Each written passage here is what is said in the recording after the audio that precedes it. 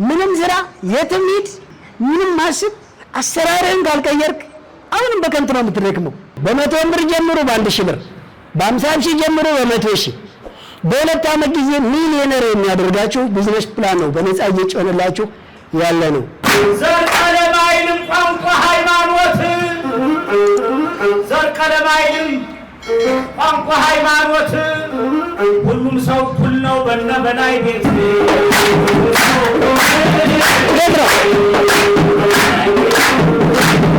ሸጃችሁ ላይ 100 ብር እንኳን ቢኖር እኛ ጋር ዋጋ አለው እየተባላችሁ ነው።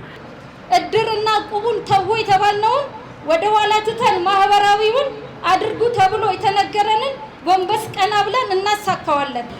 በየጊዜው የምታገኙትን ገንዘብ እንዴት አድርጋችሁ ላይ መልሳችሁ ማሳደግ እንደሚቻል ስታስቡት የባከነ ደቂቃ አይኖራችሁ።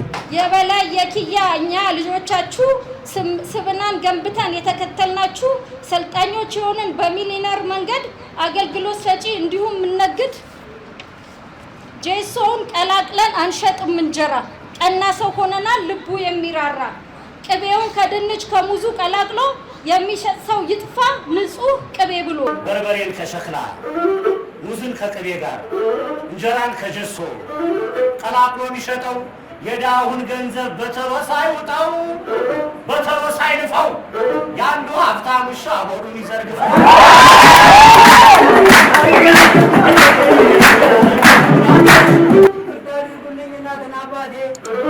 ይቅርታ አድርጉልኝ እናትና አባቴ ይቅርታ አድርጉልኝ ወንድምና እህቴ ይቅርታ አድርጉልኝ ልጆችና ሚስቴ ድህነት ሳይጠፋ አልገባም በቤቴ ነው።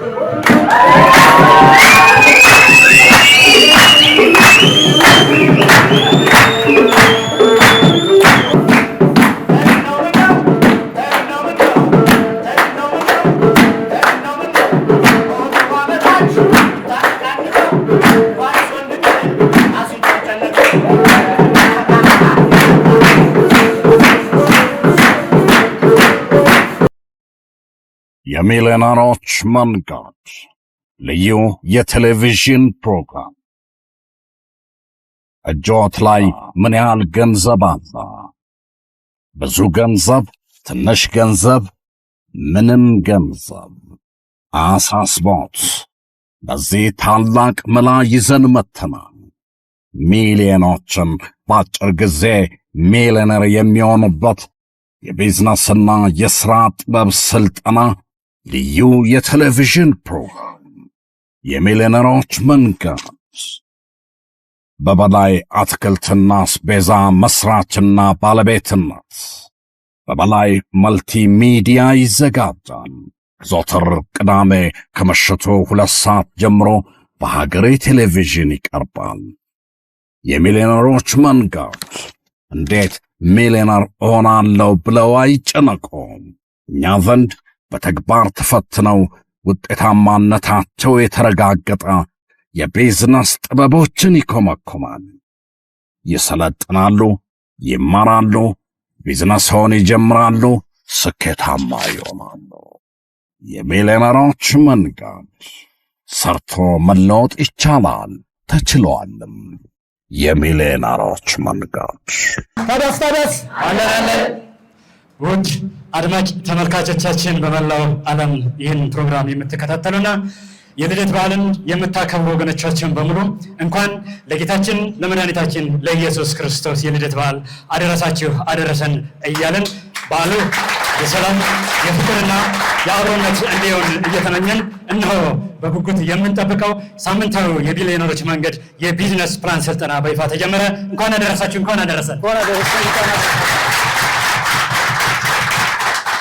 ልዕለ ሐሳቡን በስራ ተግባር የተረጎመ የቃል ኪዳን ተግባሩን ለትውልድ ያስረከበ በዘመናችን ድንቅና ልዩ የተግባር ስልጠና እየሰጠ የሚገኝ ነው። አብረን ሰርተን አብረን አድገን ኢትዮጵያን ሀገራችን ለዓለም ከፍ እናድርግ የሚለን የሚሊዮነሮች መንገድ። ሁላችሁም እስኪ አንድ እጃችሁን ወደ ላይ ከፍ አድርጉልኝ። ሁላችሁም ታዲያስ አለናለ ይህችን ነገር አብረን እንላለን። እኔ አይሰማም እጅ አላወጣለ ለምን እኔ አቶ በላይ ሞርዴ አድርግ ያለኝን በማድረግ ተው ያለኝን በመተው በሁለት ዓመት ውስጥ ሚሊዮነር ሆኜ በዚች መድረክ ላይ እንደምመሰክር በራሴ ቃል እገባለሁ። አቦ ይመቻችሁ። የሀገር ባለውለታ ባለ ታሪክ በላይ ሞርዶ አንድ ነገር ሀገር ማለት ሀገርን ያስመሰከረ ድንቅ ሰው የተግባር አፍሪካ ለመጀመሪያ ቦታ ገልጻ የምትታይበት ጀግናው በላይ ሞርዶ አምሮ ለወገኑ ለሀገሩ ያስመሰከረ ታላቅ ሰው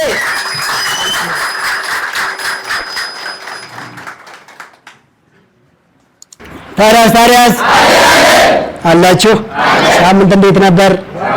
በጣም ደስ ይላል። በማንኛውም ቀንና ሰዓት ማንኛውንም ፕሮግራም በምታምኑት ሃይማኖት ስንጀምረው ለአንድ ደቂቃ በምስጋና እንጀምር።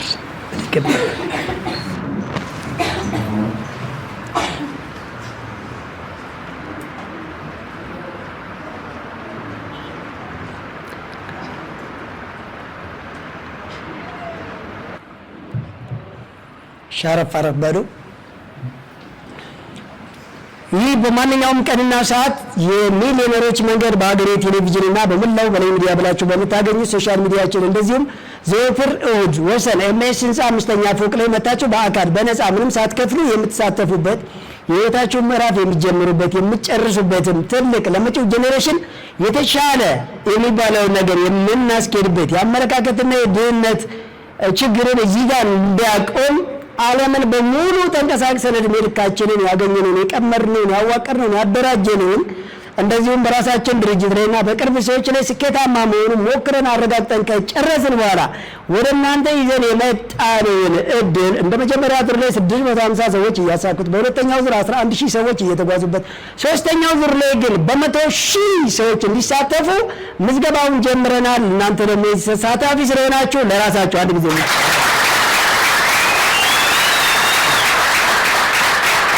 በጣም ጥሩ። እንደምታውቁት ፕሮግራም በሀገሬ ቴሌቪዥን በበላይ መልቲ ሚዲያ እየተዘጋጀ በሀገሬ ቴሌቪዥን ዘወትር ቅዳሜ ከምሽቱ 2 ሰዓት እስከ 4 ሰዓት ይተላለፋል። እንዲሁም ሮብ ከቀኑ 9 ሰዓት እስከ 11 ሰዓት፣ ሐሙስ ከረፋዱ 3 ሰዓት እስከ ረፋዱ 5 ሰዓት ድረስ ይተላለፋል። በሁሉም ሶሻል ሚዲያችን በላይ ሚዲያ ብላችሁ ብትገቡ ፕሮግራሙን ታገኙታላችሁ። ለመሆኑ ፕሮግራሙ ምንድን ነው? ብዙ ጊዜ የምናውቀውም የማናውቀውም ሰዎች ጥያቄያችን ፕሮግራሙ ምንድን ነው? ለማን ነው? ስለምንድን ነው? እንዴት ነው? የት ድረስ ነው? ከኔ ምን ይጠበቃል? ትልቁ ነገር እሱ ነው። የአመለካከትና የሀብት ለውጥ ማምጣት ብቻ ነው። ሌላ ምንም ነገር የለብንም። ፕሮግራሙ በእኛው ፕሮግራም ተዘጋጅቶ በእኛው ፕሮግራም ያልቃል። ይሄ ማለት በጀት፣ እውቀት፣ ጊዜ፣ ፍቃድ፣ አዳራሽ፣ ወጪ ጠቅላላ የራሳችን ነው። ይህንንም ለማደራጀት ይህም አቅም እንዲኖር ነው ለ9 ዓመት በጥናት ለ7 ዓመት በስራ የቆየ ነው። ወደዚህ ፕሮግራም ከማምጣታችን በፊት በላይ አትክልትና ስፔዛ የሚባለውን ለ7 እስከ 8ኛ ዓመት ድረስ በትልልቅ ስናደራጅ የማይቋረጥ ገቢ እንዲኖር ስናደርግ እንደቆየን ይታወቃል። በዛ በሚገኘው ለ7 ዓመት የተከማቸ ሀብትና አሁንም በየወሩ የሚመጣውን ፈሰስ እዚህ ላይ በየወሩ 750,000 እንደምናወጣም ይታወቃል። ይህም ማድረግ የፈለግን ደግሞ ሞላው ኢትዮጵያኖች በስደትም በጦርነትም በቁማር ቤትም አልባሌ ህይወትም ውስጥ የገቡትን በሙሉ አላቀን አገራችን እንደ ሀገር ምንም በተፈጥሮ ሳይበድላት ነገር ግን በድህነትና በኋላቀርነት የሚተራመሰውና የሚጎዳውና በዓለም አደባባይ የተዋረደውን ህዝባችንን እንደ ዜጋ አንገቱን ቀና አድርጎ እንደ አመለካከት ነፃነት፣ እንደ ሀብትም ነፃነት፣ የጊዜና የኢኮኖሚ ነፃነት እስከሚያገኝ ድረስ ሙሉ እንቅስቃሴያችን አይቆምም። በገፍ ሰዎችን ወደ ሚሊዮነርነት እየቀየርን ነው። ወደዚህ ፕሮግራም ለመሳተፍ እንደምታውቁት ምንም አይነት ገንዘብ አይከፈልም። ምንም አይነት ጾታ፣ እምነት፣ ሃይማኖት፣ ፖለቲካ አይመለከተውም። ማንኛውም መለወጥ የሚፈልግ ዜጋ ሁሉ እዚህ ፕሮግራም ላይ ሻይና ቡና ውሃ በነፃ እየተጠቀመ የሚፈልገውን ያልገባውን ሁሉ መስቀለኛ እየጠየቀ በነፃ መሳተፍ ይችላል ማለት ነው። እንግዲህ በአዳራሽ ለማትገኙ ሰዎች በየቤታችሁ መተን በቴሌቪዥን እንድናሰለጥንም ከፍተኛ ብዙ ሚሊዮን ብር አውጥተን ነው በአገሬ ቴሌቪዥን ላይ አየር ሰዓት ተስተካክሎ ወደ እናንተ እንዲደርስ የሚደረገው አንደኛው ማለት ነው። በሶሻል ሚዲያ ብቻ ማድረግ ይቻል ነበረ። ነገር ግን ታማኝነቱም ይሁን ተጠያቂነቱ በወረደ ወይም ባልተረጋገጠ ፕሮግራም ላይ እንደዛ አይነት ውድና እንቁ የሆነ ፕሮግራምን ማባከን ስለሌለብን በሕግ ክፍል ተተችቶ የሚያልፍ ደህንነትና ትክክለኛነቱ የተረጋገጠ እየተጣራ ወደ እናንተ የሚደርስ በትክክለኛው መንገድ ወደ እናንተ እንዲደርስ እንደዚሁም የአየር ሰዓት ካርድ ሳትሞሉ ቁጭ ብላችሁ ቤታችሁ እስከ ዛሬ ሰበር ዜናና መዝናኛ ብላችሁ የምታዩትን ቲቪ አሁን ወደ ዩኒቨርሲቲ የመቀየር ትልቅ ሚሽን ነው አንደኛው ማለት ነው። ስለዚህ ሰው ከስራ መልስ ቤት ቁጭ ብሎ የቴሌቪዥን መስኮቱን ዩኒቨርሲቲ አድርጎ በሳምንት 2 ሰዓት ብቻ ቁጭ ብሎ ሲሪየስ የሆነ ፕሮግራም እየተከታተለ በየሳምንት ስራውን እየሰራ ያልገባውን ሁሉ በየሳምንት ስራ እየጠየቀ 7 ቀን ይሰራል፣ 1 ቀን ይሰለጥናል። እስከ 2 ዓመት ድረስ የኛ ፕሮግራም የጊዜም የገንዘብም ነፃነት ስላለው ካምፓኒያችን ያለማቋረጥ ፕሮግራም ወደ እናንተ እናደርሳለን። ጀግናና ጎበዝ የሆናችሁ ሰዎች ስራቸውን የትኛውም ሀገር ጥግ ብትሆኑ እየመጣን እንደምናይላችሁ የተወሰነ እናስቃኛችኋለን። በኋላ በራሳችን ሎጂስቲክ ብንችል በመኪናዎቻችን ባንችል በአውሮፕላን አላችሁበት ቦታ ድረስ እየመጣን ቢዝነሳችሁን የማደራጀት የማየት ጎበዝን የመሸለም የመንቃት ማንም ሆኑ የትም ሆኑ በ2 ዓመት ጊዜ ብቻ ሚሊዮነር ሳትሆኑ በ100 ብር ጀምሩ፣ በ1000 ብር፣ በ50 ሺህ ጀምሩ፣ በ100 ሺህ በ2 ዓመት ጊዜ ሚሊዮነር የሚያደርጋችሁ ቢዝነስ ፕላን ነው በነፃ እየጮህንላችሁ ያለ ነው። ሌላ ከ5 ዓመት በኋላ ብትሰሩም ባሰሩም የማይቋረጥ ገንዘብ በሚሊዮን ወደ ካዝናችሁ እንዲገባ አጀስት የተደረገለትን ቢዝነስ ፕላን ነው የምናወራችሁ። ካፒታል ሳይጠየቅ ገንዘብ ሳትጠየቁ እጃችሁ ላይ ባለ ገንዘብ ጀምራችሁ ባላችሁበት ቦታ የትኛውም አካባቢ ላይ ሊሰራ የሚችል ሕፃን ሳይል አዋቂ፣ ሙስሊም ሳይል ክርስቲያን፣ ሌላ አካባቢ ቋንቋ፣ ብሔር፣ ወቅት ሳይመርጥ ነው የምንላችሁ። እንግዲህ ሰው እጃችሁ ላይ 100 ብር እንኳን ቢኖር እኛ ጋር ዋጋ አለው እየተባላችሁ ነው። 100 ብር የለኝም የሚል ሰው ግን እኛ እያደልን እናስጀምረዋለን። አይደለም በስራ ቦታና በትምህርት ወይም ደግሞ በተለያየ ቦታ ላይ የምትንቀሳቀሱ ሰዎች ተውትና በሕግ መታረም ጥላ በማረሚያ ቤት ውስጥ ያሉት እንኳን እዛው በማረሚያ ቤት መልቲ ሚሊዮነር ሆነው የሚወጡበትን ነገር ሁሉ እያስተካከልን ያለ ነው። አካል ጉዳተኞች በቀረቻቸው አካል እንዴት ሚሊዮነር እንደሚሆኑ እያስተካከልን ነው። ተማሪዎች ተምረው ሲጨርሱ ካምፓኒያቸውን ጎን ለጎን በትርፍ ሰዓት መስርተው የራሳቸውን ድርጅት እንዲያስተዳድሩ ነው እያደረግን ያለ ነው። ስለዚህ ረጅም ጊዜ በመንገድ ላይ ቆይተው በትናንሽ ስራ ከተማውን ገጽታ በሚያጠፋ ትናንሽ ነገር የቤተሰቦቻቸው ሕይወት በማይለውጥ ወንድ ልጃቸው ወይዘረፈው የቁማር ቤት፣ ሴት ልጆቻቸው ለአረብ ሀገር ስደትና ባርነት ሲጋለጡ እኛ ይህን ሲስተም በእጃችን ይዘን ዝም ማለቱ ተገቢ እንዳልሆነ ስላረጋገጥን ነው። ሌላው ይህንን የሚያረጋግጥላችሁ የእኛ ድርጅት በ5 ዓመት ጊዜ ብቻ አንድ ሰው የጊዜና የገንዘብ ነፃነት ያገኛል ያለውን የበለጠ እንድታውቁት ድርጅታችን 5 ዓመት ከገነባን በኋላ ሄደን አይተነው አናውቅም። 2 ዓመት ሙሉ አሁን የምንጮህ ለእናንተ ነው። ይህ ፕሮግራም ከመጀመሩ በፊት ለ1 ዓመት ተደራጅቷል። ከተጀመረ በኋላ ወደ 1 ዓመቱ የጠጋ ነው። ነገር ግን የእኛን ድርጅት ትተነው ገቢው ግን አልተወንም። ያ ገቢ ስላለ ነው ለእናንተ ወደ ሚሊዮን የሚጠጋ ገንዘብ በየወሬ ፕሮግራም ሁላችሁም ጋር እንዲደርስ የምናስተካክለው ማለት ነው። ስለዚህ እንችላለን። ኢትዮጵያኖች በኢትዮጵያኖች መማር፣ ኢትዮጵያኖች በኢትዮጵያኖች መታገዝ፣ ኢትዮጵያኖች በኢትዮጵያኖች መንቃት፣ ኢትዮጵያኖች በኢትዮጵያ ውስጥ መልቲ ሚሊዮነር ምሁር መሆን ይቻላል አይቻልም? እስኪ ለራሳችሁ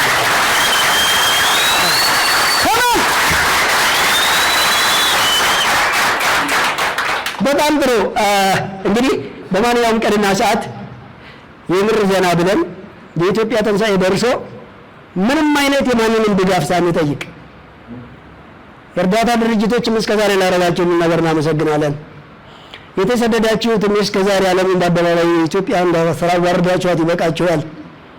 እርስ በርስ የምንጣላና የምንዋጋም የምንደባደብና የምንናቆርም መተትና ሟርት የምንሰራም በየቁማርና ገንዘብ ውስጥ የምንውልም ቤተሰብና ሀገራችንን ዜጎች በየቦታው እያገትን የምናሰቃይም ከዚህ በኋላ ይቅር ተባብለን በቀላል መንገድ በሁለት ዓመት ሚሊዮነር የሚያደርገውን ይህን ፕሮግራም በነፃ ውሰዱ እየተባላችሁ ነው።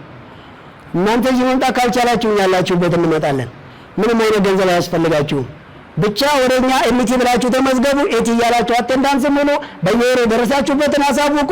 ፕሮግራማችሁ በቀላሉ ካምፓኒያችሁን እናስተካክላለን። ፕሮግራሙን ግን ያለማቋረጥ ተከታተሉ። ከራዳሩ ውጪ ግን አትሁኑ። ስለዚህ ተመዝገብ ስትባል ተመዝገብ፣ አቴንዳንስ ሙላ ስትባል ሙላ፣ ኢንፎርሜሽን ላክ ስትባል ላክ፣ የደረስክበትን በየወሩ አሳውቅ። አካውንት ክፈት ስትባል ክፈት፣ ስቴትሜንቱን ቀጥል። ገንዘብ ከሌለ በቼክ እንዴት እንደምትጠቀም፣ ደንበኛ ከሌለ ትስስር እንደሚፈጠርልህ፣ ሞራል ከሌለ እንዴት እንደምንሰጥ፣ ጎበዝ ከሆንክ እንዴት እንደምንሸልም፣ ልዩ ቦታ ካለ መተን እንዴት እንደምናይልህ፣ ይሄን ሁሉ ለኛ ተወው። ዋናው ነገር ያለማቋረጥ ፕሮግራሙን እየተከታተልክ ነው ወይ ወይስ እናንተ ሳሰሙት ለሌላ ሰው አዳምጠው እያላችሁ ነው? መጀመሪያ እናንተ ስሙት፣ ከሰማችሁ በኋላ ጀምሩት። በጀመራችሁ በአንድ ወሩ ለውጥ ይታያል። 100 ብር ከሆነ ጀመራችሁ በወሩ 200 ሲሆን፣ 400 ከሆነ በወሩ 800 ሲሆን፣ 1000 ከሆነ 1550 ብር በወሩ ስትሰሩ፣ በ100 ሺህ ከጀመራችሁ 20400 ብር በወሩ ስታፈሩበት በቀላሉ ይለያቸዋል። አርሶ አደርም ከሆናችሁ እንደዛው መጀመሪያ ከዛፍ አትክልቱ በፊት ስር የተከልከው ቀላሉ የሆነ እንደ ጎመን፣ ሰላጣ፣ ፎሰላ የመሳሰለ በአቀርና በአንድ ወር ደርሶ ገንዘብ ሲያወጣልህ ምንጭና የከርሰ ምድር ሐይቅ ገጸ ምድሮችን ይሁኑ ሌላ ሐይቆችን የመጥለፍ ዘዴው በቀላሉ ወደ ተግባር ሲገባ አንድ እርምጃ መሬት ላይ ወደ ገንዘብ መቀየር ስትችል አንድ ጣሳ ወተት የማይሰጥ ላምህን እንዴት እንደ ጎርፍ ወተት እንደምትሰጥ ስትሞክር ምን እንደሆነ ችግሯ ስታዳምጣት ገብቷችኋል አይደል? በዚህ ሰዓት ለውጡን ባንዴ ታውታላችሁ። የዛን ጊዜ ኢኮኖሚ ሪሳይክል ሲስተም በየጊዜው የምታገኙትን ገንዘብ እንዴት አድርጋችሁ ላይ መልሳችሁ ማሳደግ እንደሚቻል ስታስቡት የባከነ ደቂቃ አይኖራችሁ፣ የቦረከከ ሱቅ አይኖርም። ዝም ብሎ በድሬ የሚታረስ መሬትም በሬም ላምም አይኖረንም። የማኑፋክቸሪንግም የዘመናዊ ኤሌክትሮኒክስ ሲስተም ዴቨሎፕም ሁሉም ነገር ጊዜ የሚባክንበት ነገር የለም። ጎራ ብዬ አንድ ሁለት ብዬ ልግባ፣ ልቃም፣ ላጭስ፣ ልጠጣ፣ ኳስ ሄጄ ልደናቆር፣ ቁማር ልጫወት፣ አልሆነ ቦታ ልሞክር፣ ልሰደድ፣ ልምብድ የሚባለው ነገር ሁሉ ይቀራል። ገብታችኋል? ይቆማል በቀላሉ። ለምን? እዚህ ጋር ህይወትን የሚቀይር ነገር ትኩረት የሌላ ስራ ተሰጥቶናል። እሱን ለምናሽከረክረው ማለት ነው። ሰለማንኛውም ዛሬ ከገና አከባበር ጋር ዘና እያልን ገና ገማ ላይም የዕለቱም ሁሉንም የማክል ፕሮግራም ላይ ስለሆነ ያለ ነው። ፈታ እያልን በመሀል የሀገራችንን ባህል የመሰንቆ የከበሮ ድባብን እንደዚሁም ደግሞ እንቁና ምርጥ የሀገራችንን የተለያየ የአራቱን ማቅጣጫ ባህል ወዝ የሚልልን ቆጃጅትና ምርጥ በኪነት ዘና የሚያደርጉን ፕሮግራምን ያዘጋጁልን ሰዎች አሉ። ትልቁ መልእክት የሚገባቸው ግን እኛ በየፕሮግራሙ ጊዜ አንድ ትዝ የሚላችሁ ነገር ምን እንደሚሆን እንገራችሁ። ምን አሳካው ለበዓል እየተገናኘን ነው፣ አብረን ሸብሸብ እያልን ነው። ምንድነው የምንጠያየቀው? ምን ሰራ እስኪ በሉት። ሰንበዲ ምን ሰራ በሉት። የጠራችሁትን ቤተሰብ ወይም የሄዳችሁለትን ዘመድ ምን አደረክ? ምን ታቀደ? ይህን ፕሮግራም እየሰማ ነው? አስበህበታል? ፕሮግራም ይዛል? አጀንዳ ይዛል? ተዘጋጅታል? ወይ ዛሬ መለወጥ የለም እያልክ እንደ ድሮ እየተፎገርክ ነው? ወይስ ይሄም እንደ ኢንተርፕረነሮች ወይም እንደ ሞቲቬሽናል ስፒከር ወይም የመሳሰሉ ሞቅታና ተችላለህ የሚባል ዘመቻ መስሎ ይሆን? ወይስ ይሄም የጊዜና የገንዘብ ወይም ደግሞ ሶሻል ሚዲያ ፎሎወር መሰብሰቢያ መስሎ ይሆን? ይለያል። ይሄን የምታየው 5 ሳንቲም በማከፍልበት በሚኒስትሪ ሚዲያ ቴሌቪዥን ነው። ጊዜ ካጣና ከቻልክም ዩቲዩባችን ላይ ገብተህ በላይ ሚዲያ ብለህ ማየት ትችላለህ። ትልቁና ሰፊው ፕሮግራም ግን በሀገሬ ቲቪ ይተላለፋል። ሀገሬ ቲቪ እንደ ሀገሩ እንደ ስሙ ሀገር ነው። ሀገሬ ቴሌቪዥን እንደ ስሙ ለሀገር እየሰራ ነው። አንዴ ሞቅ አድርጉልኝ። ሞልቶ ነበር የሚታይ፣ ሞልቶ ነበር የሚማርክ፣ ሞልቶ ነበር ሚሊየንስ ስፖንሰር የሚያመጣ፣ ሞልቶ ነበር በጣም ብዙ አማራጭ። ነገር ግን የመረጥነው ከተቋቋመ አይቀር ዓላማውን ከጻፋችሁት አይቀር ግቡን እንዲመታ ባለራዕዮችን፣ ጀግኖችን፣ የምር ለሀገርና ለትውልድ ስሜት ያላቸውን ያጠኑትን፣ ያገኙትን፣ የሰሩትን፣ ያስቀመጡትን ተግባር ለትውልድ የሚያወርሱ ቅድሚያ አንድን ጥቅም የማይጠይቁ ለስግብግብነት ያልተጋለጡ የምር ስብዕናና ሀገር ስሜት ያለባቸውን እንደዚህ አይነቶችን ሰዎች ወደ ሚዲያ ማምጣትና በተመጣጠነ ዋጋ አየሩን ማስተካከል ለራሱ ያስመሰግናል። ያስመሰግንም። አሁንም ለሀገሬ ቲቪ በማለት አንድ ጊዜ ደስ የሚለው እኮ ባሉ ኪኔቱ፣ መዋጮ፣ እስክስታው፣ አሻም መለዋወጡ ምናምን ራሱን ችሎ በጣም ብዙ ነገር አለ። ነገር ግን እሳ ብቻ ስለማታዋጣ በዚህ መካከል እንዴት እንስራ እንዳጠፋ ምንም ብሎ ምንም ጠጡ ባካችሁ በዓል አጋጣሚ ባገኛችሁ ሰዓት ቤተሰባቸው ምን እያረክ ነው በሉት። ምን እያረክ ነው? ምን እየሰራ ነው? ምን አቀድ? እኛ እኮ ካወራን እንኳን ልጅ ስንተኛ ወጣ ነው የምንለው። ስንተኛ ወጣ ስንተኛ በኋላ መጨረሻ ነው የሚወጣው። ካወራን እንኳን ልጅ የትምህርት ቤት ነው የሚማረው ስንት ነው የምከፍለው ነው የምንለው። ተማረ አልተማረ በኋላ ያማርር ነው አይማር እያልኩ አይደለም። ነገር ግን እንዴት እየተማረ ነው ብቻ መልስ ነው ወይስ ምን እየሰራ ነው ማለት እናክልበት። ግልጽ ነው። ስንት ነው የምከፍለው በቂ ነው ወይስ ቀጣይ ምንድነው የምከፍለው ልዩ ምንድነው የሚከፍለው ማለትንም እንጨምርበት። ስለዚህ አሁንም ትልቁ ነገር በሚሊዮነሮች መንገድ ፕሮግራም በዚህ ሚዲያ ላይ እያንዳንዱ ሰው ታዲያስ ከበሮ ልመጡ ነው እንዴ? አቴንሽን ለትራዲሽን ይጠቅማል። ስለዚህ ሁሉ ጊዜ ዝግጁ ኮንሺየስ ማለት የኛ ፕሮግራም ላይ አንዱን ቃል ስናገር አዳምጦ የሚቀጥለውን ካልሰማ ከራሱ ጋር ይጣላል። እንዴት በሉኝ፣ እየሰማችሁ ነው? በ100 ብር ጀምሮ በ2 ዓመት 4 ሚሊዮን ማድረስ ይቻላል ሲባል ሰምተህ እንዴት እንደሚቻል ካላዳመጥ ውሸት ይሆንብሃል። አዳምጥ። እንደውም ወደ ሌሎች ሳምንት አውርቼዋለሁ፣ አሁንም እየደገሙ ይጽፋሉ። በ100 ብር ተጀምሮ በ2 ዓመት 4 ሚሊዮን፣ በ100 ሺህ ብር ከተጀመረ በ2 ዓመት 80 ሚሊዮን ብለህና አይደል ያለሻለ። እንደዛ አይደለም የተባለው። አዳምጡ። አያችሁ፣ ግራ አትጋቡ። ግራ ከተጋባችሁ የተቀበላችሁት ሂሳብ ስንት እንደሆነ ካላወቃችሁ ንግድ ነው፣ ማምረት ነው፣ መሸጥ ነው፣ አገልግሎት መስጠት ነው ወይስ ቅየት ነው? ቅየት ነው። በደንብ ኦርደሩን ጠብቁት። የተባለው በ100 ብር ጀምር፣ በ100 ብር በ10 ሺህ ጀምር፣ በ50 ሺህ ወይም በስንት የሚሆን በ2 ዓመት ከ4 ሚሊዮን እስከ 80 ሚሊዮን ይሄዳል። በትክክለኛው ታች ባለችው ሲንግል 4 ሚሊዮን 300 ሺህ ይደርሳል። በደብል ከሄዳችሁ 10 ሚሊዮን ይደርሳል። በጥፍ ደብል ከሄዳችሁ 40 ሚሊዮን፣ በጥፍ ደብል ከሄዳችሁ 80 ሚሊዮን ይደርሳል። የሚገርመው የ100 ብርም የ100 ሺህ ብርም ማጀማመር ይለያይ እንጂ በኋላ ከአመት 2 ዓመት አካባቢ ሲደርስ እኩል ነው የሚሆነው። ሁለተኛው ዓመት አካባቢ ላይ በየወር 550 ሺህ ወደ ካዝናችሁ ገቢ ያስገባል። እየሰራችሁ ከስርም ሰራተኛ እያሳተፋችሁ መቼ ከፍ ያለ በሄደ ቁጥር። በሚሊዮነሮች መንገድ ፕሮግራም ብዙ ጊዜ ተናግረናል። ሲጀመር ሰራተኛ አይቀጠርም፣ ከ100 ሺህ ብር በላይ አይጀመርም።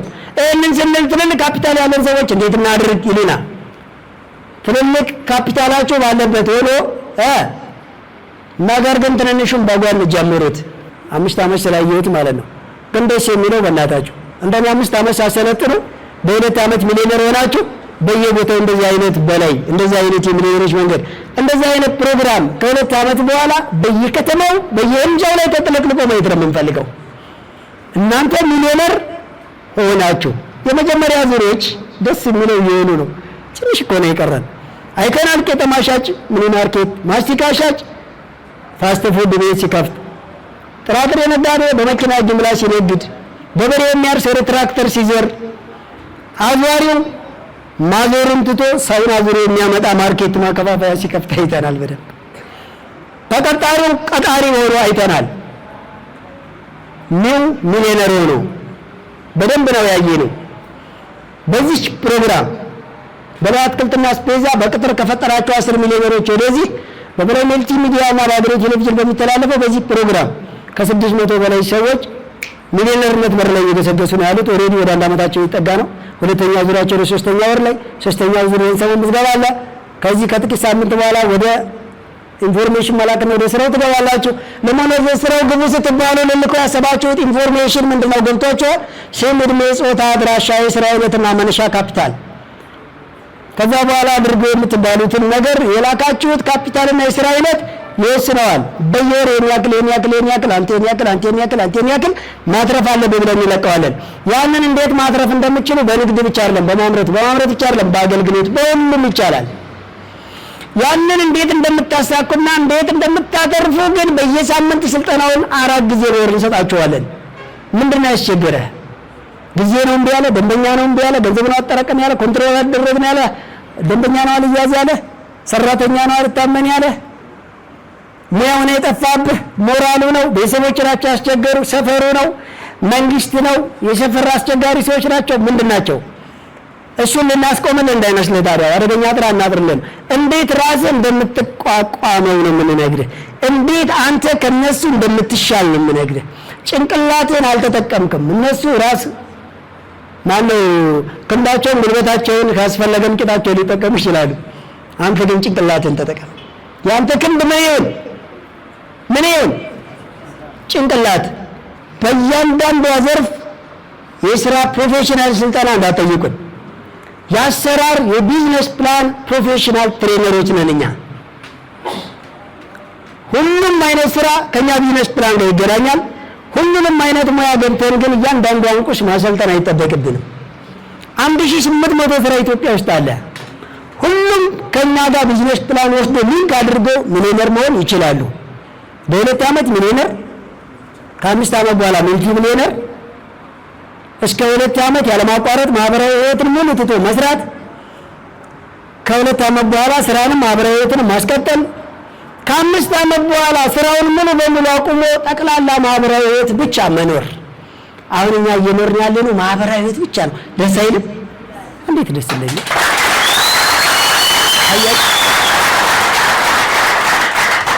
ይህን ያክል ስለ ገንዘብ፣ ይህን ያክል ስለ ሀብት፣ ይህን ያክል ስለ ስራ፣ ይህን ያክል ስለ እድገት ትኩረት ስታደርጉ ስለ ጤናው ግን እምብዛም አንሰማም አለችኝ አንድ አደገኛ ጠያቂ፣ ጤና ባለሙያ ነኝ ብላኝ። ኧረ እናትዬ የእኛ ሀገር እኮ በሽታው መነሻ የኪስ ምታት ነው። ከዛ ወደ ራስ ምታት ይዘወራል። አያችሁ ተሳስቻለሁ። የእኛ ሀገር የበሽታው አብዛኛው ሰው በሽታ መነሻ አየሩ አይደለም፣ ውሃ አይደለም። እሺ ምን ነው የኪስ ምታት ባንዴ ባራስና ወደ ራስ ምታት። አያችሁ ከዛ ባንድ ጊዜ ተባብሶ ወደ መታታት። ስለዚህ መጀመሪያ የኪስ ምታትን ማጥፋት ነው። ኢትዮጵያኖችን አፍሪካን በሙሉ ማከም ከፈለጋችሁ የስነ ልቦና ሕክምናን ፊዚካሊ ሆርሞኑን የሚያመነጭ ተስፋውን የሚሰጥ ስነ ልቦናውን የሚጠግን ራስን የሚያኖርበት ቤተሰብን የሚያስተዳድር ለመጪው ጄኔሬሽን የሚያቀብለው ያሳደገው ትውልድ ቅድመ እናትና አባት የሚጦርበት ገንዘብ የለውም። ለምን? ቢዝነስ ፕላን ስለሌለው ቢዝነስ አላደገም። የተስፋፋለት ቁማር ነው። የተስፋፋለት ዘረፋ ነው። የተስፋፋለት ሱስ ነው። የተስፋፋለት ስግደት ነው። የተስፋፋለት ሌብነት ነው። ገብታችሁ? ከዛ ምን ሆነ? ኢኮኖሚ ቤት ይደግ ታሸረ። ሞራል ከየት ይምጣ? አመለካከት ከየት ይምጣ? አሁን እኛ ግን ወንድሜ ራስን የተሻለ ደረጃ ላይ ለማድረስ ማንንም እንዳትጠብቅ። በቃ የጎጂ ነገር ይቁምልኝ ስትል የሚያቆም ከሌለ አንተ ቆመህ ልትቀር ነው ወይ አላት። ወደ ለውጥ አባቴ መለወጥ ማደግ የተሻለ ደረጃ መድረስ የማድረሻ ነው። ያንተ አስቸጋሪ ሁኔታዎች ውስጥ ሆኖ የኛ ድርጅት ተሻለ ደረጃ ላይ ከደረሰ እናንተ በዚህ ድርጅት ሞራል፣ በዚህ ድርጅት እገዛ፣ በዚህ ድርጅት ኢንቨስት፣ በዚህ ድርጅት መልካም ፍቃድ እያንዳንዱ ነገር ከበር ከተደረገላችሁ የተሻለ ደረጃ ላይ መድረስ ያቅታችኋል እያላስብም። አሁን እስኪ ወዝወዝ በሉ ትንሽ ልጋብዛችሁና አላሩን ከከበረ ነው ወደ መድረክ አንተ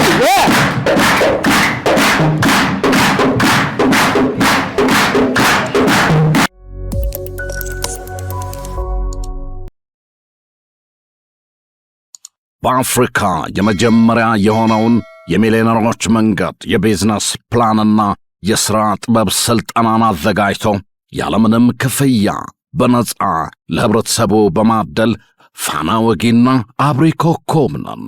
ታዲያ የዚህ ሁሉ የልህቀት ሥልጠናዎች ሙሉ ወጪያቸው በበላይ አትክልትና አስቤዛ ማዕከል ይሸፈናል። አስደማሚ ነው።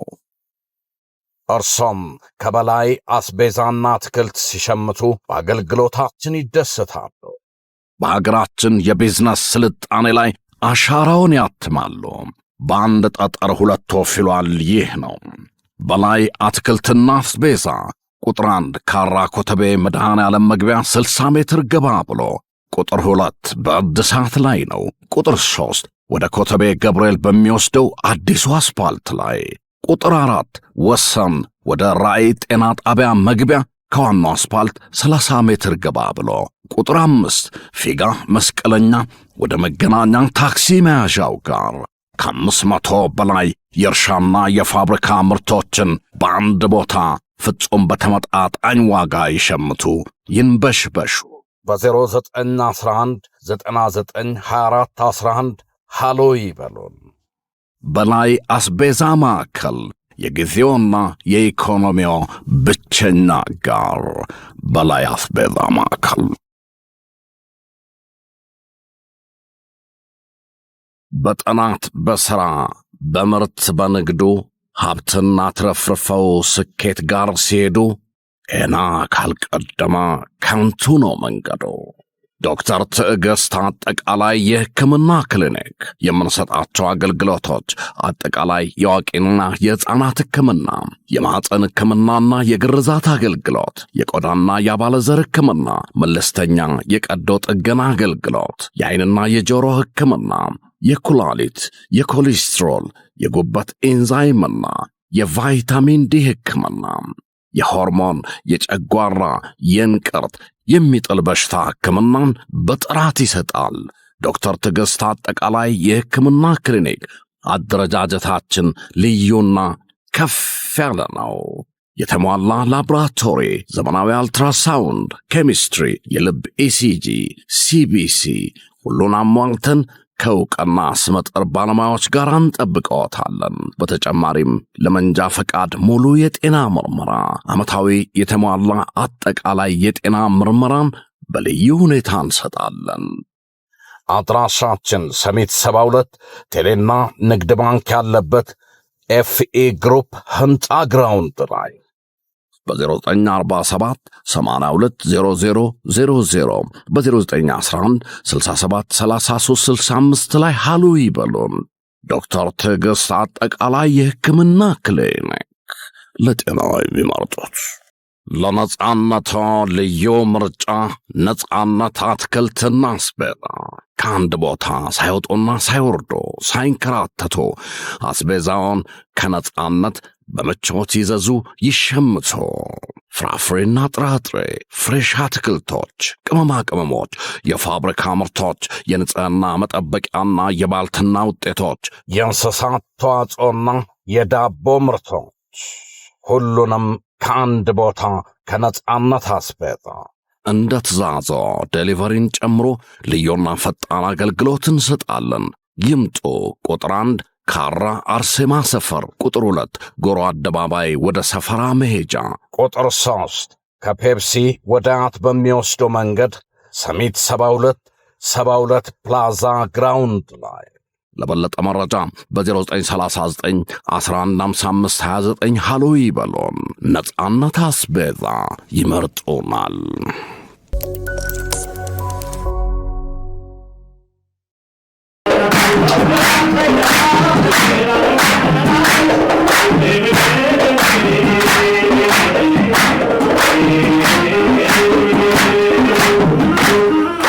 እንኳን ደህና መጣችሁ። ለሆዴም ደስ አለው።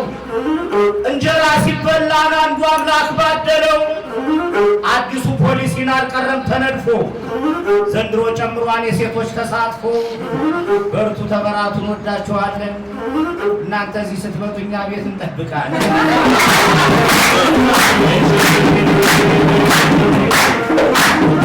የሰው ልጅ ካለ እናት ሀገር ያለ ደንበር እንደ ብርጭቆ ነው ፈጥኖ የሚሰበር። ተው ደማም ተይ ደማም፣ በጣም ታምራላችሁ፣ በዛ ላይ ኮንፊደንስ አላችሁ። እስከ ዛሬ ድረስ ነበርነ በወሬ፣ በላይ መልቲ ሚዲያ ተገናኘን ዛሬ።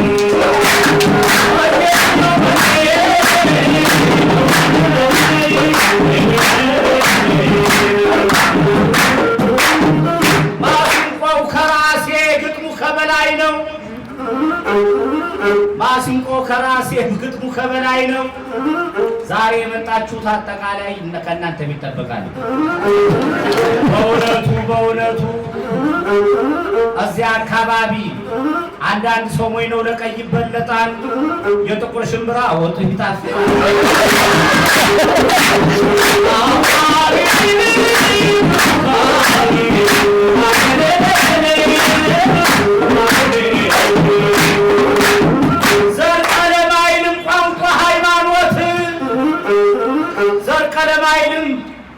ቋንቋ ሃይማኖት፣ ሁሉም ሰው እኩል ነው በነ በላይ ቤት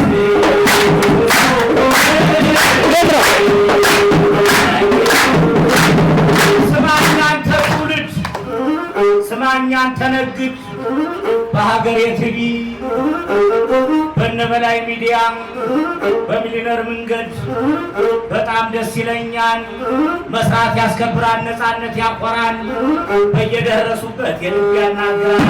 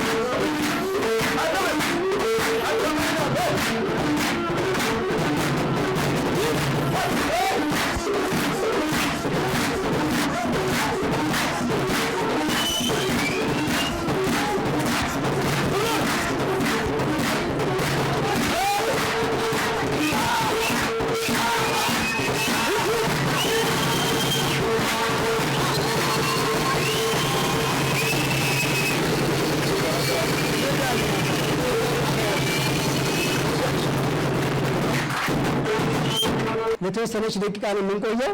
አሁን ግን ስለሞቃችሁ ስለደከማችሁም በጣም ጨፈራችሁ እኮ። አብዛኛው ሰው ግን ተቀምጧል።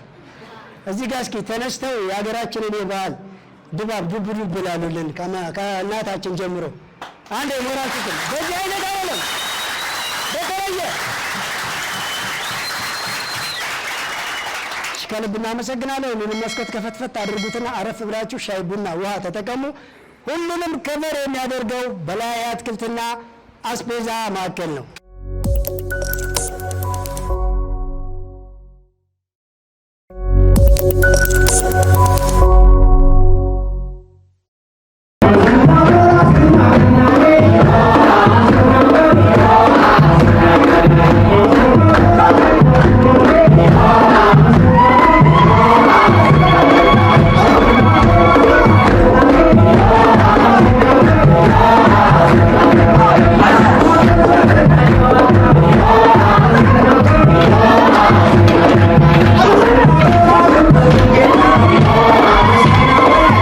ታዲያስ ቆይታ እንዴት ነበር?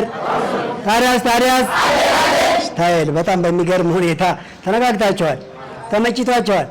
ይቀጥል ወይስ ይብቃ? ለተወሰነ ደቂቃ ይቀጥል። በጣም ጥሩ።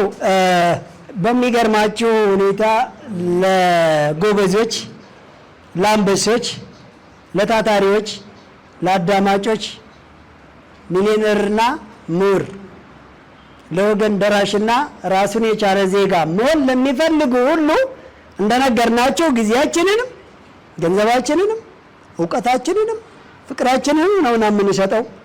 እስኪ የተወሰነች እዚች ላይ ያስቃኛቸዋለሁና አንዳንድ ጊዜ ከእርሻ ወደ ጉርሻ በድምፅ ብቻ በቃል ብቻ በጽሁፍ ብቻ በግድግዳ ብቻ በኮንትሮል ብቻ በሚዲያ ብቻ እንዳይሆን በአካል እንዲታይ ብዙ የተለያዩ ቦታዎች ላይ እየተንቀሳቀስን ነው። ንግዳችሁን ይሁን እርሻችሁን ይሁን የእርባታ ቦታችሁን የማዳቀያ ቦታችሁን የማድለቢያ ቦታችሁን የንግድ ቦታችሁን የማኑፋክቸሪንግ ኢንዱስትሪ ቦታችሁን የአገልግሎት የተለያዩ አገልግሎት መስጫ ቦታችሁን በእያንዳንዱ ቦታ ላይ በራሳችን እንቅስቃሴ ነው የምንቃኝላችሁ። እናንተ ብቻ ጀምራችሁ ተባላችሁን ትታችሁ ካልባሌ ቦታ ራሳችሁን እስኪ ጸጥ ረጭ እናርገው። ያልባሌ ቦታን በቃ እንውለም። ከዛ እንጥፋና ሁሉም ሰው ትም ብሎ ዘመናዊ ቢዝነስ ፕላን ይዞ በተጣራለት አዋጪ በሆነ ቢዝነስ ስላችሁ ቢዝነሱን እንዳትመርጡ፣ ስሙን ስራውን እንዳትመርጡ። ቢዝነስ ፕላኑ እርስ በርስ የግብይት ትስስር የአንዱን ምርት የአንዱን አገልግሎት የአንዱን ንግድና የተለያየ የግብይት ትስስር ትራንዛክሽን ቻይናዎች በ1970ዎቹ የተጠቀሙበትን ንቅናቄ እሱን እናድርግ እስኪ። ከቁማር ቦታው፣ ካልባሌ ቦታው፣ ከቡና ቦታው፣ ከለቅሶ ቦታው፣ ከዘረፋ ቦታው፣ ከጦርነት ቦታው፣ ከስደት ቦታ፣ ዝም ብሎ የማይጠቅም ቦታ፣ ከኬጂ ከጌጃ ከድግስ ከምናምን ዝም ብሎ ሰበብ እየፈጠሩ የቦታው ድንኳን መጣል እንዳቁምና ወደ ስራ ትም ብለን እንውጣ። ሁሉም በነፍስ ወከፍ ሚሊዮነር መሆን ይችላል። ስለሰራን ብቻ ሳይሆን በቢዝነስ ፕላን ለዚህ ሁሉ ሰው ቢዝነስ ፕላኑን እኛ ነን ነፃ የምንሰጠው። 1.5 ሚሊዮን ዜጎችን በዚህ 2 ዓመት ሚሊዮነር ለማድረግ ነው ግባችን። ቅር ይላችኋል?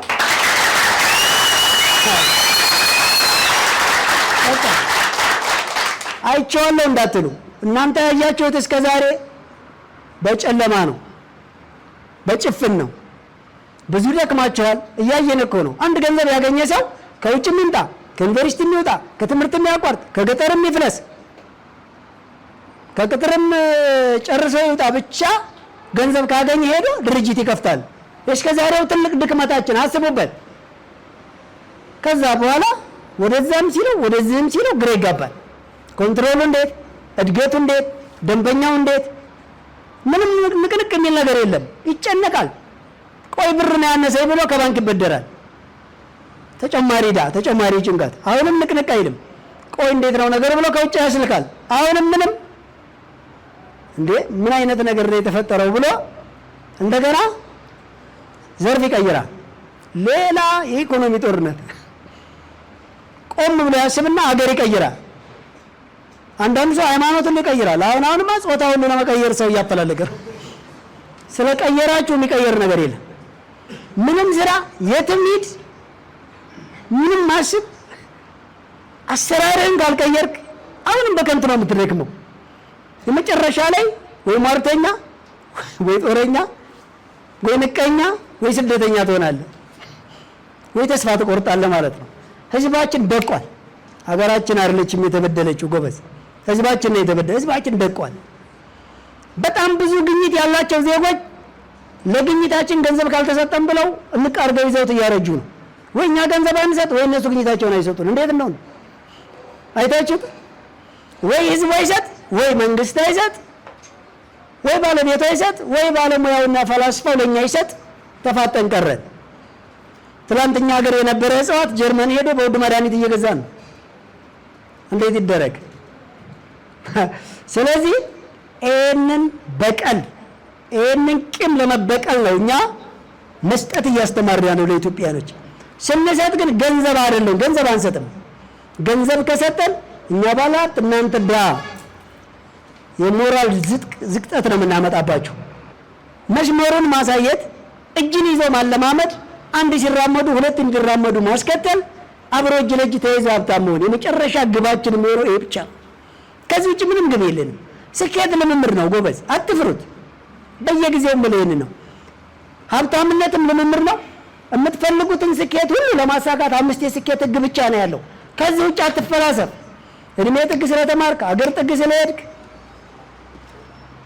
ኃይል ስለተጠቀምህ፣ እድል የሚባለውን ነገር ስለፈተሽህ፣ አብዝተህ ስለጠጣህ፣ አብዝተህ ስላሰብህ፣ ቁጥርህ ስለበዛ፣ ብዙ ገንዘብ ስለያዝክ የትም አትደርስም። በምትፈልገው ደረጃ ላይ ሰክሰስፉል መሆን ትፈልጋለህ? እሱ ከሆነ ከ5 የስኬት ህግ ውጭ ወዴትም አትሄድም፣ የትም አታመልጥም። ይሄ ተፈጥሮ ህግ ነው። ይሄ ኢንተርናሽናል የዩኒቨርስ ህግ ነው። 5 ህግ ብቻ ነው በዚህ ዓለም ላይ ያለው። እሱም ደግሞ የመፈለግ፣ የመጀመር፣ የማመን፣ የመጽናትና የመተግበር ናቸው። ስለዚህ እኛ እኮ ከዚህ ውጭ ነው ስንደክም የነበረው። ከማህፀን ውጪ ለማርገዝ እኮ እየተፈራገጥን እኮ ያለን የማይጠቅም ልጅ ወርዶ የሚቀር ማለት እኮ ነው። አይታችሁት? ከዚህ ከ5 ስኬት ውጪ ነው እየኖርን ያለ ነው። በስደት እንሞክራለን፣ በገንዘብ ብዛት እንሞክራለን፣ በትምህርት ብዛት እንሞክራለን፣ ወንበር ላይ ተቀምጦ ስልጣን በመያዝ እንሞክራለን፣ በኃይል እንሞክራለን፣ በህዝብ ብዛት እንሞክራለን፣ በፍልስፍና እንሞክራለን፣ በሃይማኖት እንሞክራለን፣ በእድል እንሞክራለን፣ በማጭበርበር እንሞክራለን፣ ሀገር በመቀየር ስራ በመቀየር እንሞክራለን፣ ሟርትና ጥንቆላ በመሄድ እንሞክራለን፣ ሀንገኝነት በማድረግ እንሞክራለን። ሌላ ፍለጋ ደግሞ ጭራሽ ያ አይደለም ጨዋታው። 5 የስኬት ህግ ውጪ ውስጥ አትውጣ። አስቡ። 5 የስኬት ህግ ምን ምን ያልኩት? መፈለግ፣ መጀመር፣ ማመን፣ መጽናት፣ መተግበር። ይሄንን ትተህ የሰው ልጅ ስራ ለመጀመር እንደሚያስፈልገው እንደው አንዱ ሰው ምን እንዳለ ልንገራችሁ። ቃሉ ከባድ ነው። እኔ ራሱ አንገዳገደኝ ከአእምሮዬ ለማውጣት። ታዲያ በባዶ ዝም ብለህ ያለ ብርማ ምን ትሰራለህ? ባዶ ሆነ። ተው በቃ አለኝ። ሁላችሁም እንደዛ ነው የምትሉት እናንተ። ቃሉ እኮ ያስፈራራል እኮ። እውነቱን እኮ ነው። እኔም ባዶ ነኝ ምን በራለኝ ብለህ ቁጭ አርፈህ እንደዛ አይነት ባዶዎችን ከሀገራችን ባዶ አድርጎ ያስወጣልን። ከባዶነት ይሰውራችሁ። ሰው ሲፈጠር ሙሉ ሆኖ እንዴት ባዶ ነኝ ይላል? ይገርማል እኮ። ማን ነው በብር በወርቅ በዶላር ምናምን ተጠቅሎ የተወለደ ያለ? በጨርቅ ተጠቅሎ እኮ የተወለደው በብር አይደለም። ብር ከዛኛ ነው የፈጠርነው እኮ እንዴ። ባዶ ሆኛለኝ። በባዶ ምን ስራ ትለኛለህ? በባዶ እንዴት ነው ስራ? ምንም ብር ካልሰጠኝ እንዴት እሰራለሁ? ባዶ እኮ ባዶ ነው እንዴ። በባዶ ምን ይሰራል? ያለ ምንም ገንዘብ እኮ ባዶ ነኝ። ባዶን እኮ ደጋግመው ጎበዝ እንዴ። ባዶን ሲደጋግም ካዳመጣችሁት አእምሮአችሁን ባዶ ነው የሚያደርገው እንዴ አይነት አካል። ስለዚህ ገንዘብ ለመጀመር ማነው ስራ ለመጀመር ገንዘብ የሚባለውን ነገር ከአእምሮአችሁ ውስጥ አውጡ። ገንዘብ ስራ አይጀምርም። ጭራሽ ስራ ለመጀመር ገንዘብን መሰረት እንዳታደርጉ። ገንዘብ ስራ አይጀምርም። 100% ነው የማወራው። ብዙ ሰዎች የሚተቹኝ ይችን ስል ነው። አንድ አፍሪካ ውስጥ እስካሁን ቢዝነስ ፕላን የለም። ሌላ በገንዘብ በፍጹም ስራ አይጀመርም። እውነታውን ነው የማወራችሁ። ለእናንተ ድፍረት ይሁን። የፈለጋችሁ ማስረጃ አምጡ። እገሌ በገንዘብ ስራ ጀምረዋል በለኝ። ስራ አይደለም፣ አርቲፊሻል ነው። ለምንድን ነው ታዲያ 45 ዓመት ሙሉ የሚሰራው? ስራ ማለት በእኛ ህግ የተወሰነ ጊዜ ሰርተህ ገንብተህ ለመጪው ጄኔሬሽን የምታቀብለው ነው። እሺ ያ ነው ስራ ማለት። ስለዚህ ስራ ለመጀመር ገንዘብ የምትጠብቅ ሁሉ ሀሳብን ሰርዝ። ሌላ በማንኛውም አካባቢ ደጋግና ቅን የሆናችሁ ሰዎች ወገንን ለመርዳት ገንዘብ እየያዛችሁ የምትሄዱ ሰዎች ሰዎችን ልመና እያለማመድናቸው እንጂ ከገንዘብ ጥገኝነት እንዲወጡ እያገዝናቸው አይደለም። እኔ አንድ ሰው አለ 10 ዓመት ሲረዳ ማቀው። አንዳንድ ሰው ደግሞ አለ እድሜ ልክ ሲለምን የምታውቁት። አንዳንድ ሰው እድሜ ልክ ጎዳና ይኖራል። አንዳንድ ሰው እድሜ ልክ ይለምናል። አንዳንድ ሰው እድሜ ልክ ይቀጠራል። አንዳንዱ ደግሞ እድሜ ልክ እየተማረ ነው። አሁን ትምህርት ወደ ላይ ወረታችም እየሰፋ ነው። አሁን ደግሞ ገና በ2 ዓመቱ እየተገፋ ማቆያ፣ ከማቆያ ኬጂ፣ ከኬጂ ጌጃ የሚባል ምረጥ አለ። ጌጃ ነው የምለው እኔ። ከዛ ደግሞ ወደ መደበኛ ትምህርት ቤት፣ ከመደበኛ ትምህርት ቤት ኮሌጅ፣ ከኮሌጅ ሌላ ተሻለ ዩኒቨርሲቲ፣ ከዛ ማስተር፣ ከዛ ዶክትሬት፣ ከዛ ፕሮፌሰር የሚባል ማዕረግ አለ። ፕሮፌሰር ማለት ነው በብር የተሞላ በብር የሚገዛ በሉት። እኔ ፕሮፌሰርነትን እያቅላለሁ አይደለም። አብዛኛው ሰው ግን ፕሮፌሰር ለመሆን የሚያቅደው ብር ለማግኘት ከሆነ በቃ እስከ ፕሮፌሰር አትድከም። ፕሮፌሰር መሆን ሀገርን ለማነጽ፣ ትውልድን ለመቅረጽ፣ ገበሬውን እንዲያመርት፣ ማኑፋክቸሪንግ እንዲበረታታ፣ ህዝቡ አስተሳሰቡ እንዲስተካከል፣ ስደትና ጦርነት እንዲቆም፣ ድሃ የተባለ ነገር ሳይታይ ወደ ባለሀብት በፍጥነት እንዲቀየር፣ አገሪቱ ከመበደር ወደ ማበደር ከሄደ አሁን ፕሮፌሰር አለ ሀገራችን ውስጥ። አሁን ባለንበት ሁኔታ ግን ፕሮፌሰር አለ ካልክ ፕሮፌሰር ነህ፣ ብር ሰብሳቢ ነህ፣ ፕሮፌሰር ነህ ለማለት ይከብዳል። ፕሮፌሰር ማለት ኢንተርፕረነር ማለት ምን ማለት ነው? ዜጎችን ለራሱን ህይወት አስተካክሎ የፈሰሰ ገቢ ኖሮት ብዙ ስራ ኖሮት ለህዝብ ስራ የሚፈጥር እኮ ነው እንጂ አንተን በማሰልጠን ሳንቲም የሚለቅም ከሆነ የኢንተርፕረነር አይደለም። ይህም ብር ፕላነር ነው። እሺ አለቀ ጨዋታው። ተጠንቀቅ። እስከ መቼ ነው በወሬ ተምራ በወሬ ተመርቃ በወሬ የምታረጀው? ለዚህ እኮ ነው እኔ አያቴ መምህር ነበር አለኝ፣ ከዛስ አባቴ መምህር ነበር አለኝ፣ ከዛስ እኔ መምህር ነኝ አለኝ። በደንብ አሰብኩና ዘር ማንዘራችሁ ወሬኛ ነው ማለት ነው። መምህርነትን እያጥላለሁ አይደለም። የተሻለ ትውልድ ያልቀረጸ መምህር አዎ ወሬኛ። የተሻለ ትውልድ ካልቀረጽህ ምን ይሰራልኛል ያንተ ባለመወዳደር? የተሻለ ትውልድ ትቀርጻለህ ወይስ በፎርሙላ ነው አንደኛ ይውጣው? የምር አገሪቱን ቀይራታል ወይስ በምንድን ነው? አንተ አካባቢን ቀይራል፣ ሰፈርን ቀይራል፣ አረቶ ራስን ቀይራል። ብሰራም ባሰራም የማይቋረጥ ገቢ አለ ወይስ አንድ በተንቀሳቀስከ ቁጥር አበል ይሰጠኝ እያልክ ነው የምትሞግተው? እስኪ አንድ ነገር ላስቃኛችሁ። እኔ ማንም አበል ሳይሰጠኝ የማነቃቃውን ልማት እጅግ በጣም ታታሪ ከሚባሉት ከሁለተኛው ዙር ጎበዝ ርቀት ሀገር በረን ሄደን እንድንቃኝ፣ ስራ ቦታውን እንድናይ፣ የግብይት ትስስር እንድናስተካክል፣ ቦታውን እንድንፈትሽ፣ ተጨማሪ ብራንች እንዲኖረው፣ ሌላ ኢንቨስትመንት እንዲሳካ፣ ካሻጥረው በቼክ እንዲገበያይ፣ ሌላ የግብይት የምርት ትስስርና የገዢዎች አቅርቦት ሙሉ እንድናስተካክል ያስገድደን እሱ ጠርቶን ሳይሆን እያሳካ ስለሄደ ነው። ይህ በባህር ዳር ከተማ ነው የሚገኘው። የሰው ሹምዬ ይባላል። በባህር ዳር ከተማ በማዶ የሚባለው የቅመማ ቅመም ወይም ደግሞ አጠቃላይ ገበያ ውስጥ ነው የሚገኘው። አሁን በቅርብ ጊዜ ወደ ራሱ ትልቅ አዳራሽ ለመግባት ጎንበስ ቀና እያለ ነው። እስኪ በዛ አካባቢ ያላቸው ነጋዴዎች ወይም ተጠቃሚዎች ከዚህ ሰውዬ ጋር ትስስር ፍጠሩና እንደዚህ የሚመለከታቸው የዘርፉ ባለሙያዎች ደግሞ ለዚህ ሰውዬ ትልቅ ኢንቨስትመንት ሞዴል አድርጉት። አንዴ ሞራል ስጡት። እሺ ሁላችሁ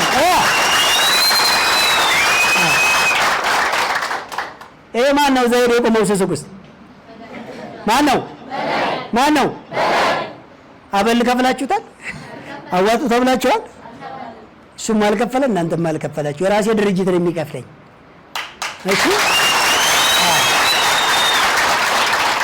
ይሄ ቅንጦት አይደለም። የሰብአዊነትና የዜግነት ግዴታን መወጣት ስላለብን ሁሉም ትውልድ ይህንን ይልመድ። እሺ እሺ። ቀጣይ ደግሞ ይሄ ንግድ ነው። ቀጣይ ደግሞ እርሻ ቦታ እኔ ቃኘንበት እናሳያችሁ። ይሄ ደግሞ እኔ የተከልኩት ማንጎ አይደለም፣ የታታሪዎቹ እሺ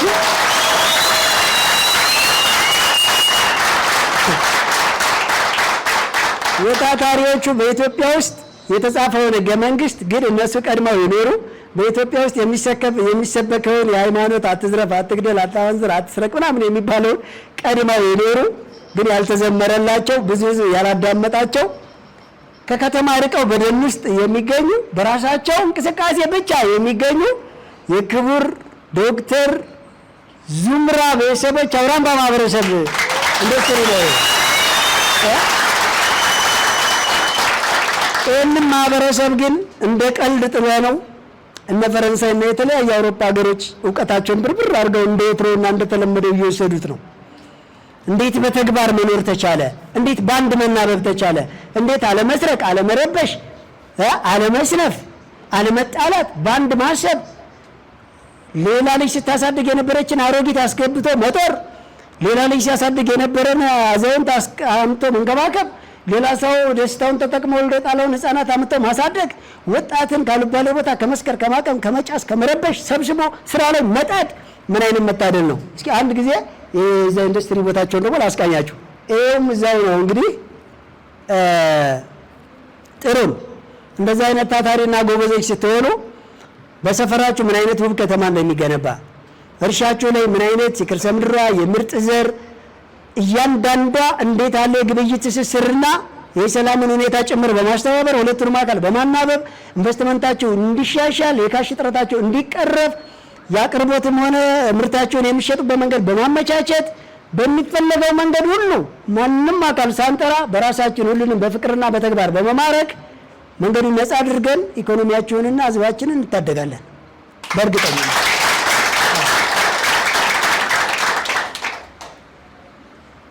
የማምረቻ ቦታቸውን የተወሰነችና ህፃናቶቻቸውን እንዴት እንደሚያሳድጉ ነው ቁጭ ብዬ ተምሬያለሁ ሄጄ። እናንተ ግቢ ውስጥ ምን እንዳለ አላውቅም። እናንተ ሰፈር ውስጥ ምን እንዳለ አላውቅም። ለህፃናት አሻንጉሊት ነው የሚከፈተው። ለዛም ሽጉጥ አገዳደል፣ ከዛስ ፊልም እንዴት እንደሚዋሽ ያላችሁ። ብዙ ሰዎች ቦታ አጣው ይሉኛል። ውድ ነው ሱቅ ይሉኛል። ማን ይግዛኝ ይሉኛል። ግንባር ቦታ ካልሆነ እንዴት ይሸጣል ይሉኛል።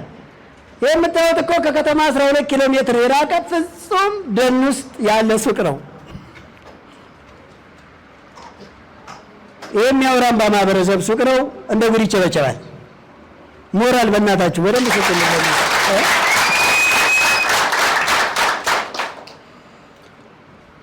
ከከተማ 12 ኪሎ ሜትር የሚርቅ ደን ውስጥ ያለ ሱቅ የምርት አቅርቦት እስካለ ድረስ የሚቸበቸብበት ለዛውም ሀገሪቱ በእንደዚህ አይነት አስቸጋሪ ሁኔታ ላይ ለመንቀሳቀስ ከባድ በሆነበት ቦታ ላይ ሰው በመኪና እንኳን መሄድ ሲያቅተው በአየር እየበረረ እንዲሄድ ያስገደዳቸው ሌላ ተውኔቱ ማስመሰሉ ምናምኑ አይደለም። ምን ነው ተግባሩ ወይስ ሌላ? ተግባሩ ነው። ይችን ድምፅ አንድ ጊዜ ስሟት።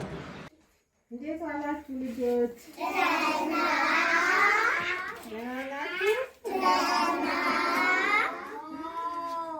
እንዴት ነው ትምህርት? እንዴት ነው? ጥሩ ነው። እሺ፣ እናመሰግናለን። ቁጭ በሉ።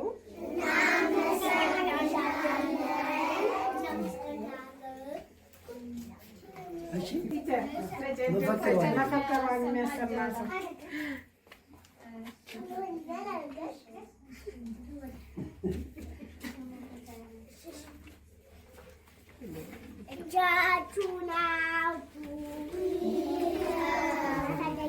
የሰውን ገንዘብ አንነካም፣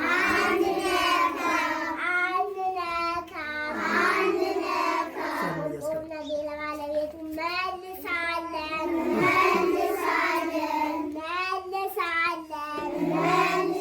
በመተባበር በመተዛዘን እየሰራን እናመርታለን።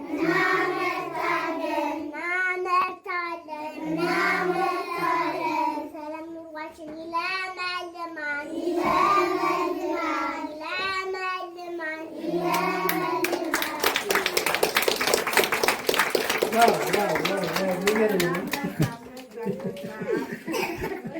ግን ለመሆኑ በዚህ ሰዓት ከባድ በሆነበት ሰዓት ላይ ይህ ስርዓት ደፍራችሁ እንድትንቀሳቀሱ ያደርጋል አያደርግም? ያደርጋል እኮ አይታችሁ። የሚገርመው ህፃናት ብቻ አይደሉም አዋቂዎቹ። እኛ ህፃናቶች የሰው ገንዘብ ወርቆ ብናገኝ አንነካም ይባላል እንዴ። ታዲያ እነዚህ ደግሞ አዋቂ አይደላችሁ አይደሉ እንዴ ስላችሁ ትዝ ያለኝ በእናንተ ፕሮግራም ላይ በማታው መተህ በአገሬ ቴሌቪዥን ምንድን ነው የምትለው አለኝ። ምን ሊሆን ደግሞ ምን ተቀድጄ ይሆን ሳስበው እንዴት አደራችሁ ነው የምለው። እንዴት አደራችሁ እላለሁ በምሽት። ለምንድን ነው አሉኝ። ገና ጠዋት ነው፣ ገና ንጋት ነው፣ ገና ምንም ለውጥ አላሳየንም፣ ገና አልሰራንም፣ ገና ተኝተናል፣ ገና እየባነንን ስለሆነ እንዴት አደራችሁ ነው የምለው። የእኛም አዋቂ ነን አንልም፣ ገና ስላልሰራን ከዚህ በላይ ገና ህፃኖች ነን። ይሄን አይነት ስብዕና የት አይታችሁ ታውቃላችሁ?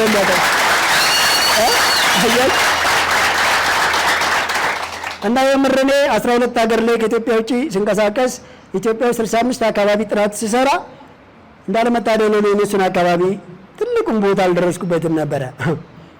የሰሜኑ ክፍል ላይ ያን ያክል አልሰራውም ነበር ሪሰርች ብዙም። እና ግን ይሄን አይነት ዩኒቨርሲቲ ይሄን አይነት የተግባር ህይወት ሌላ ቦታ ላይ የተጻፈው፣ ሌላ ቦታ ላይ የሚሰበከው፣ ሌላ ቦታ ላይ የሚወራው እነሱ ጋር አይወራም አይሰበክም፣ ግን ይተገበራል፣ ይኖራል። ምን አይነት መታደል ነው ጎበዝ። አሁን ሰዓት አንድ ቤተሰብ እኮ አንድ አይናበብም። ወንድም የት ነው ያለው ሲሉት እኔ እንጃ። ዛሬ አባትሽ የት ነው እማዬ እናቷን እኔ እንጃ። እማዬ ዛሬ አባዬ የት ነው እኔ ምን አቅለታለሁ። ታላቅ ወንድሙ አንዱ ይጠይቅና የት ነው እኔ ምን አውቃለሁ። አጎቱ ምን እየሰራ እንደሆነ ያውቅ፣ ያክስት ልጅ ምን እንደምታደርግ እንደሆነ ያውቅ። እነዚህ ሰዎች ግን ዘር፣ ሃይማኖት፣ ቋንቋ፣ ቀለም ምናምን ሳይለያቸው በአንድ ተናበው በመቶ የሚቆጠሩ ሰዎች አንድ ጋር ይሰራሉ፣ አንድ ጋር ይከባበራሉ፣ አንድ ጋር ይኖራሉ። ምን አይነት መታደል ነው! ያስቀናል ያስቀናል። በጣም እኮ ነው መናበብ መቻል። እስኪ ቤት ተናበቡ ጎበዝ። አንድ ሀሳብ ይኖረን ከዚህ በኋላ በሉ እስኪ። አንድ አልባሌ ቦታ ላይ ሰው እንዳይገኝ፣ አንድ ጊዜ እንዳይባክን፣ ማንም ሰው መሰደድ፣ መቃም፣ መስከር፣ ማጨስ፣ ቁማር መጫወት፣ አልባሌ ቦታ መዋል፣ ተስፋ መቁረጥ፣ መንበጫበጭ፣ በስሜት መመራት ይቁም እና ከዚህ በኋላ ቤት ይግውጣ በሉ። ሁልጊዜ ስራ እናስተካክል። ከዛ ስራችንን በቢዝነስ ፕላን እናስኬደው። ከዛ ህይወትን ልምምድ እናድርግ፣ እድገትን ልምምድ እናድርግ፣ መበልጸግ ልምምድ እናድርግ፣ ተሻለ ደረጃ ላይ መድረስ ልምምድ እናድርግ። ለጎረቤቶች፣ ለምናምን፣ ለወጣቶች፣ ለአዛውንቶቹ ስኬት፣ ለውጥ፣ እድገት እናሳይ።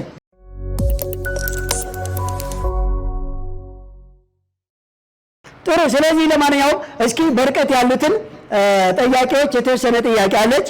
እሷን ጥያቄ አንዴ ልቀበልና ከዛ ወደ እናንተ ጥያቄ እመጣለሁ። የሁላችሁንም ጥያቄ የያዘችውን ወይም የያዘውን ሰው ወደ መድረክ ቻ ሸ ሸ ቻ ሸ ቻ ሸ ቻ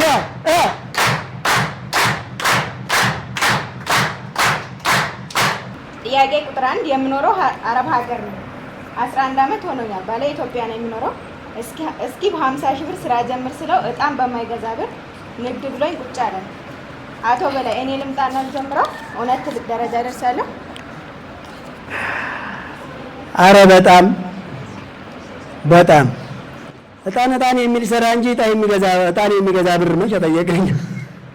እንደ እጣን መዓዛ ደስ የሚል ህይወት፣ ስራ፣ አቅጣጫ፣ ቢዝነስ ፕላን፣ አዲስ ፕላን ነው እኛ የጠየቅነው። 100% ኢትዮጵያ ውስጥ መጥቶ ስኬታማ መሆን ይቻላል። ነገር ግን ሙሉ በሙሉ በእኛ ህግና ደንብና በእኛ ቢዝነስ ፕላን መሰማራት እንደሚያስፈልግ መጀመሪያ ህግና ደንብን ቁጭ ብለው ይማሩት። ጥያቄ ቁጥር 2 የግብርና ስራ በወር አይደለም ሰብሎ የሚደርሰው በቢዝነስ ፕላን መሰረት ለመስራት እንደው ሰፋ ያለ ማብራሪያ ተሰጠን። አቶ በላይ ክብር ይስጥልን። እንዳንተ አይነት ሰው ኢትዮጵያ ውስጥ ይብዛል። አሜን። የግብርና ስራ በወር አይደለም የሚደርሰው፣ ከወር ወዲህም ይደርሳል፣ በወር ይደርሳል፣ በወራቶችም ይደርሳል፣ በአመትም ይደርሳል። ከወር ወዲህ የሚደርስ ጎመን፣ በወር የሚደርስ ፎሶሊያ፣ ከወር በኋላ የሚደርስ ቲማቲም፣ ከዛ በኋላ ሽንኩርት፣ በአመት የሚደርስ እንደ ፓፓያ፣ ማንጎ እያለ ይቀጥላል። ትልቁን ዛፍ አትክልት ተክለን ትንሹን የጓሮ አትክልት ከስር ማድረግ ይቻላል አይቻልም? ያኛውን እየተጠቀምን ትልቁን መንከባከብ። ትናንሽ ሰብሎች ሲነሱ የተለያየ ተዋሲያን ወደዛኛው እንዳያጋቡበት ፈጽሞ ቶሎ ማረስ፣ ገለባውን ማስወገድ፣ ኬሚካል መድኃኒት መርጨትና ፀሐይ ማስመታት፣ መናፈስና ውሃ በአግባቡ ማጠጣት፣ መኮትኮት፣ መንከባከብ፣ ከጸረ እጽዋት ተባይ በጥንቃቄ መጠበቅ፣ ከእንስሳትና ድንገት ሸምጥጠው ከሚወስዱ የሰው ንክኪዎች መንከባከብ፣ ባህሪውን በደንብ ቸክ ማድረግ፣ በአካባቢና ወይም በኢንተርኔት ላይ የሚገኙ ባለሙያዎችን ማማከር ግን የማድረሻ ነው የአርሶ አደሩ። ግልጽ ነው አይደለ? ስለዚህ ያለምንም ማቋረጥ እንደዚህ እያደረጉ ይቻላል። እኛ ደግሞ በትንሹ ጀምሮ ነው ያልነው፣ ቀስ እያለ ይሳካል። ነገር ግን በየወር የማይደርስ ሰብል እንኳን በውስጡ ባትዘሩ ይሰማል። ሰብሉ ምን ያክል እየጨመረና በግምት ምን ያክል እንደሚያወጣ እየገመታችሁ ምን ያክል እያሳካችሁ እንደሆነ አቬሬጅም መቀጠልም ይቻላል። ጥያቄ ቁጥር 3 የካፒታል መጠኑ በተቀመጠው መጠን ማደጉ የሚታወቀው እንዴት ነው? ምክንያቱም በካሽ መሆን ስለማይችል በየጊዜው ቢዝነሳችን ምን ያህል ካፒታል እንደደረሰ እንዴት እንለይ? ምን አይነት ስርዓት እንከተል? ቸክ ማድረግ እኮ ነው። የካፒታል መጠኑ ምን ያክል እንደሆነ በምናውቀው ካሽ ካልሆነ አይደል ጥያቄው? በነገራችን ላይ ካፒታል መጠናቸውን የምታውቁት በካሽ ብቻ ነው እንዴ? አይደለም። የ4 ዓመት ልጅን አይደለም እኮ ምን አሰለጥነው። የካፒታል መጠናችንን የምናውቀው በትንሹ ጀምሮ ያልነው ንብረታቸው ከትንሽ ጀምሮ መቁጠርና ማወቅ እንድትችሉ ነው። ከዛስ ደንበኛ ከትንሽ ጀምሮ እንዴት መያዝና እንዴት ማሳደግ እንድትችሉ ነው። ከዛስ የተለያየ ፋውልና አስቸጋሪ ነገር ሲፈጠር በትንሿ እንዴት ኮንትሮል ማድረግ እንድትችሉ ነው። ከዛስ እያደገ ሲሄድ ይጠፋቸዋል። የኛ ድርጅት 5 ግዙፍ የንግድ ማዕከል ከፍቶ እኮ ከ500 በላይ አይነቶች እያሉ በ11 ሰዓት ውስጥ ይቆጠራል በአንድ ቀን። የእናንተ ከዚህ በልጦ ነው እንዴ? እቃ ላይ ስንት አለኝ? ካፒታል አካውንት ላይ ስንት አለኝ? አለቀ እኮ። ከዚህ ውጭ ምን አለ? ቢወት ውስጡ ብለናል አይደል? ካሽ በካሽ አስለምዱ ብለናል። የካሽ በካሽን ጨዋታው ካልሆነም እንኳን እናንተ ዱቤ ልትቀበሉ ትችላላችሁ። ዱቤ አትስጡ። ለምን እናንተ ዱቤ ሳትሰጡ ለምን ዱቤ እንቀበላለን ካላችሁ እናንተ እየሰለጠናችሁ ስለሆነ ስለማከስሩ ቢዝነስ ፕላን ስላለ ስለምትመከሩ ታማኝ ናችሁ፣ ለመመለስ ትችላላችሁ። ያ ቢዝነስ ፕላን የሌለው ያ ደፋሩ ያ በግምት የሚንቀሳቀሰው ያ ብቻ ብር ካለ ሁሉ ነገር የሚሰራ የመሰለው ሰውዬ በዱቤ ወስዶ ግን ቅልጥ ቢያደርግልህ በኋላ እዳው ገብስ ነው። ስለዚህ ምናልባት በዱቤ የተቀበላችሁት በዱቤ የሰጣችሁት አይኖርም። በዱቤ የተቀበላችሁት ዕቃ ካለ ግን እገሌ ላይ የስንት ብር ዕቃ አለኝ ወይም የቼክ ስንት ብር አለብኝ፣ ከዛ ስንት ዕቃ አለኝ፣ ስንት ብር አካውንቴ ላይ አለ፣ ከተገመተ ታወቀ። ገብታችኋል? ጠረጴዛው ሳይቀር ለአገልግሎት ከተገዛ ካፒታል ነው። ሱቁ ለመደርደሪያ የተሰራው እንጨቱ ራሱ ካፒታል ነው። ሚዛኑ ካፒታል ነው።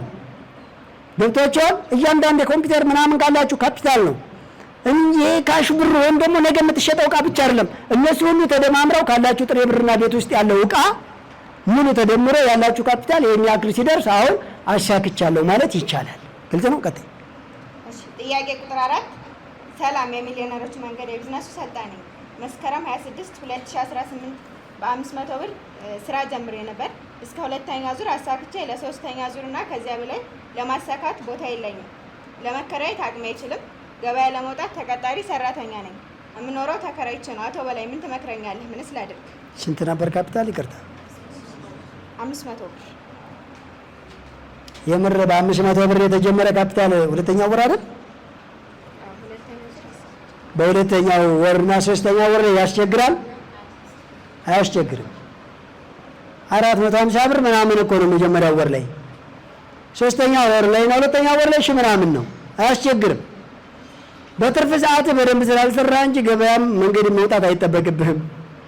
ገና ነው።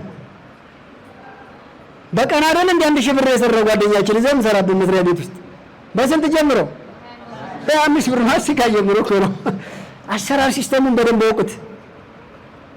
ማለት ልጠቀም ተጽዕኖ ክልል እንዴት ናቸው? እንዴት ብዬ ልግለጽ? በመንኩል ላብራራ?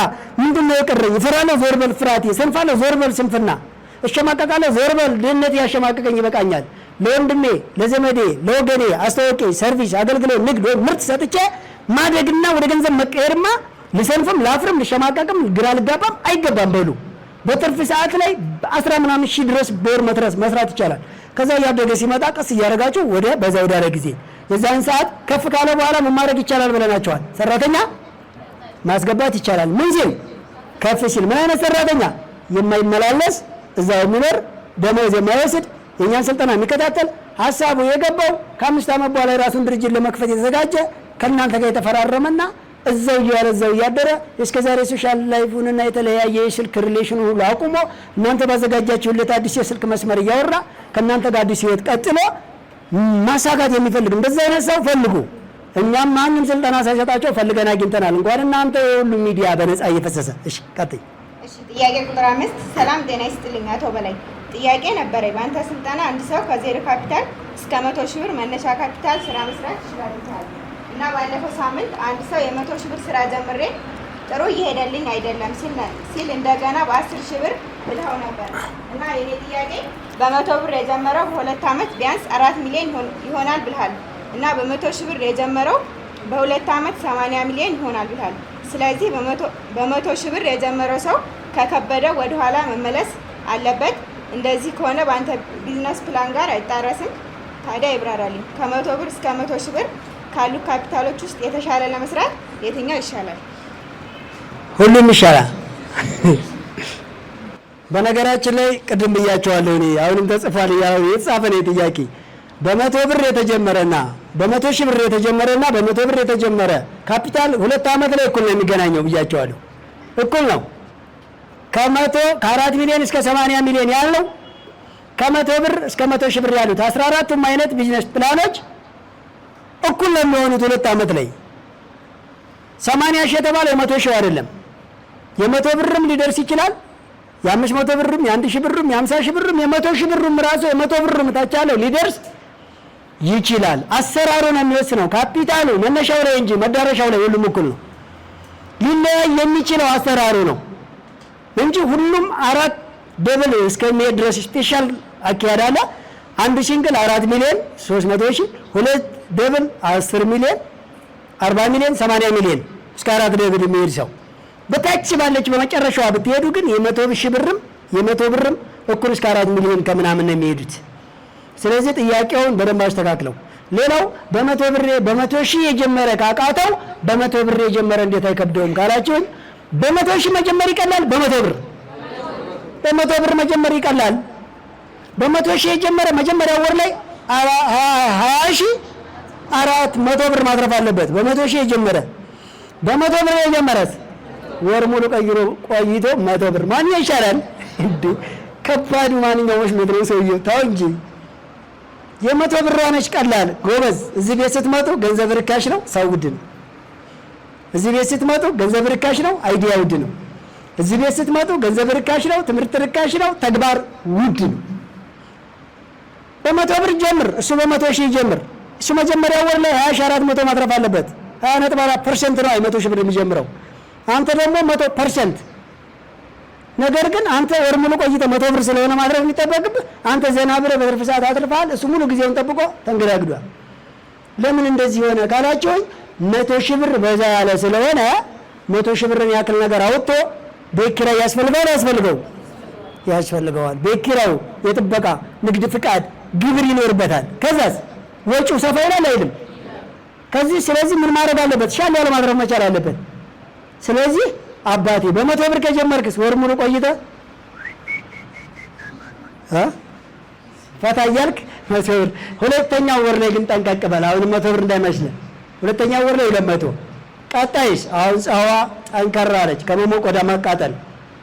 ሁለተኛው ወር ላይ 200። ሶስተኛው ወር ላይ ከ400 ወደ 800። የሚቀጥለው ላይ 700 ታተርፋለህ። ከ100% ወደ 90% ዝቅ አለ።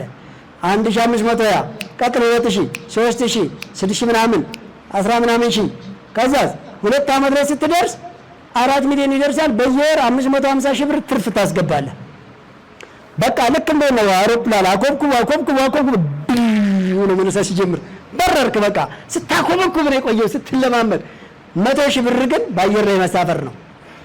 በአየር ላይ ያዘው ሮጠ መግባት ነው። ችላ ካልክ መቀስቀስ አለ። ጭራሽ ከ100 ሺህ ብር በላይ ካልተጀመረ ብለው ይጋበዛሉ። በሚሊዮን ብትጀምርማ ከምን ጋር እንደሚመሳሰል ልንገርህ። አንድ ሰውዬ ድንገት መብረሪያ ክፍል ገባና አሉ ካፒቴኑ ክፍል አውሮፕላን ውስጥ አውሮፕላኑ ለማስነሳት አረንጓዴውን ጫኑ ይላሉ። ተጫነ። አውሮፕላኑም ተነሳ። እየበረረ ነው። ለማሳረፍ የሚል የለም። ቻው ደራው ያው ማሳረፍ ካልቻልክ ታርፋለህ ማለት ነው። እስከ ወዲያኛው ታርፋለህ። ሌላ ምን አማራጭ አለ? የፈለገው ሰዓት ያርፋል ማለት ነው አይደል? ሲያርፍ አሳርፎ ነው፣ ዝም ብሎ አይደለም የሚያርፈው። እረፍት እስከ ወዲያኛው ዓለም ሸኝቶ ነው የሚያርፈው። ስለዚህ እንደዛ አይነት ሰው አለ። ብቻ ሚሊዮን በሚሊዮን ይጀመራልና ሚሊዮን እንሰጣለን ብንለው ሮጦ ይጀምራል። ግን በሚሊዮን እንዴት እንደሚሰራ ምን እንደሚሰራ አያውቅም። አደጋ ውስጥ ራስን አትጨምር። ለዚህ እኮ ነው ሁሉም ሰው ባንክና ቀበሌ የሚሰለፈው። አይ ከንቱነት ከስር ያመጣና ባህል ለመድንና በሀገር ደረጃ ወደ ውጭ ብድር ፍለጋ ሄድን። ይህም ባህል ከህዝቡ ውስጥ ቆርጠን ማጥፋት አለብን። ለእኛ ሀገር ተጠያቂው ማን ነው? ራሳችን ህዝቦቹ ነዋሪዎቿ ናቸው። እሺ ተጠንቀቅ። በየቤት በነፍስ ወከፍ ችግርን አስወግድና ሀብት ላይ ያውጅ ነው። ስለዚህ ቢዝነስ ፕላኗ ከ100 ሺህ ድረስ በ100 ብር ብጀምር ይሻላል ነው እያልኩ ያሉት። እሺ ጥያቄ ቁጥር 6 ጥያቄ የሆነብኝ ለምሳሌ አንድ ሰው በ1 ሺህ ብር ቢዝነስ ጀምሮ 1200 ብር ቢያጣራ ቀጥሎ በ1200 ብር አምጥቶ 1500 ብር ይሆንለታል። እንደዛ እያለ ካፒታሉን እያሳደገ ይሄዳል ብላችሁ ስታስተምሩ ወጪውን ጎን ለጎን ለምን አላያችሁትም? ማለትም እኔ ለምሳሌ እንኳን ካፒታሌ ላሳድግ ይቅርና እንዳይዘጋ ነው ስጋቴ። ምክንያቱም ወጪና ገቢን ማመጣጠን አልቻልኩም። ይህ ማለት 3 ልጆች የግል ትምህርት ቤት አስተምራለሁ። ቀለብ አለ፣ ልብስ አለ፣ ጫማ የሚባል ነገር አለ፣ እድር አለ፣ ሶሻል ላይፍ አለ። ኧረ ስንቱ አለ መሰለህ በላይ። ስለዚህ እስካሁን ያለመዘጋቱ በእግዚአብሔር ቸርነት ነው። ዘጋ ምን ትመክረኛለህ? ኧረ በሱ ቸርነት ነው። ሶሻል ላይፍ አለ። የእኛ ስልጠና ምን ይላል? ማህበራዊ ህይወት ራስህን እስከምችል ግታ። እንኳን ግል ትምህርት ቤት ትችላለህ። እኔ አገባኝም አስተምር። ቢያንስ ይሄን ጊዜ ከግል ትምህርት ቤትም እኮ ተቀናጣው ትምህርት ቤት ነው ያስገባው እንዴ አባቴ። እንደዚህ አይነቱንማ እኮ ማንም ያውቀዋል። አታውቁትም እንዴ? ታውቁታላችሁ? አታውቁትም? እንኳን ሊያድግ እንዳይዘጋ ነው የምፈራው። አይ ደግሞ ሊያድግ ማምሯል። ታዲያ በዚህ ሁኔታ እየተንቀሳቀስክ የኛ ጎን ለጎን ለምንድን ነው ወጪውን የማታወት? ወጪ እናያለን። በ1 ሺህ ብር ስራ የጀመረ ሰው ከወጪ ቀሪ እኮ ነው ያልነው። ከወጪ ቀሪ ማለት ምን ማለት ነው? ወጪውንም ምኑንም አውጡ። ወጪ የማያወጣለት ከሆነ የ1 ሺህ ብር ቢዝነስ ወጪውን የማይችልለት ከሆነ የ1 ሺህ ብር ቢዝነስ በቀን ወይ 1 ሰዓት ወይ 2 ሰዓት ይበቃዋል። በትርፍ ሰዓቱ ለወጪ የሚሆን ስራ ይስራ። ተነጋገርን፣ ጨረስን አይደል እንዴ? ለመሆኑ በቀን 1 ሺህ ብር ገቢ የተከራየ ሹፌር እኮ ይኸው እያሳካ ነው በነገራችን ላይ። እሺ በቀን 1 ሺህ ብር ካፒታል የጀመረ ሰው በ1 ሺህ ብር የመኪና ገቢ ይዞ ይኸው እያሳካ ነው። በየወሩ ይኸው 700 ምናምን ሺህ ደርሷል። በቃ በ1 ሺህ ብር ጀምሮ ችሏል። አልቻለም? ችሏል እኮ እንዴ! አሰራርን እኮ ነው የሚወስነው። የለም እንደዚህ ቤት በ1 ሺህ ብር የተመዘገቡ ልጆች ከፐርሰንቱ በላይ እየመጣ ሌላ 2-3 ደብል እኮ እየሄዱ ነው። 2-3 ደብል። እሺ እዚህ ጋር መጣው ይነግሯቸዋል ራሳቸው። ከሚጠበቀው ፐርሰንት በላይ እየበረረ ማለት ነው። አሰራርን አስተካክል። የጎን ለጎን ወጪ አለ፣ ሶሻል ላይፍ አለ። እንዴት ይደረጋል? ወጪ አረሳችሁም ወይ? ወጪን እና ገቢን ከወጪ ቀሪ ነው ያለው። እሺ የመጨረሻ ጥያቄና ጥያቄ ቁጥር 7 የመጀመሪያ ዙር ነበር ስራ የጀመርኩት። በጫናና በቤተሰብ ምክንያት የጀመርኩት ስራ በአግባቡ መስራት ተቸግሬ ነበር። አቴንዳንስ በኤፍኤም መተላለፍ ከቆመ ጀምሮ ሞልቼ አላውቅም። አሁንም በብዙ ፈተና ውስጥ ሆኜ የጀመርኩት ስራ እየሰራሁ እገኛለሁ። የጀመርኩት በ2 ሺህ ብር ነው። አሁን ግን ከ100 ሺህ ብር በላይ ሆኖልኛል። ወደፊቱም ስራው ላይ ፈተና ይኖራል፣ ግን ስራ አላቋርጥም። ወስኜ ነው የጀመርኩት። የኔ አባት እንዴት ነው? በጣም ጎበዝ። ከመጀመሪያ ከ2 ሺህ ብር ወደ 100 ሺህ መምጣቱ አንድ ኮንግራ። ነገር ግን ኤፍኤም ላይ አቴንዳንስ እናቋርጥ ወደ ቴሌቪዥኑ ጠቅልለናል ብለን አሳይተን ተናግረን አስተምረን ነው የመጣ ነው። ስለዚህ በሀገር ቴሌቪዥን ዘወትር ቅዳሜ ምሽት 2 ሰዓት ላይ ጀምረህ ተከታተለው ወንድሜ። እንደ ሶሻል ሚዲያችን ተከታትለ ከቲቪው ላይ እንደወረደ ጠፋብህ። የኛ ልንገራችሁ፣ እያንዳንዷ ሶሻል ሚዲያችን ላይ የምትጫነው ሁሉም ከቴሌቪዥን ላይ ተላልፎ ያለፈ ነው። እሺ ዝም ብለን መንገድ ላይና ክላስ ሆነን ቀርጸን አንድም የምናስተላልፈው ነገር የለም። ታይቶና ተገምግሞ ታርሞ በቴሌቪዥን ከታየ በኋላ ነው ወደ ሶሻል ሚዲያችን የምናወርደው። ስለዚህ ያን ሊንኩን ተከተሉና ዩቲዩብ ቻናላችን ላይ ግቡ። ዩቲዩብ ቻናላችን ላይ ያለው ሎጎውን ሙሉ በሙሉ ከቲቪ ላይ የወረደ ነው ማለት ነው።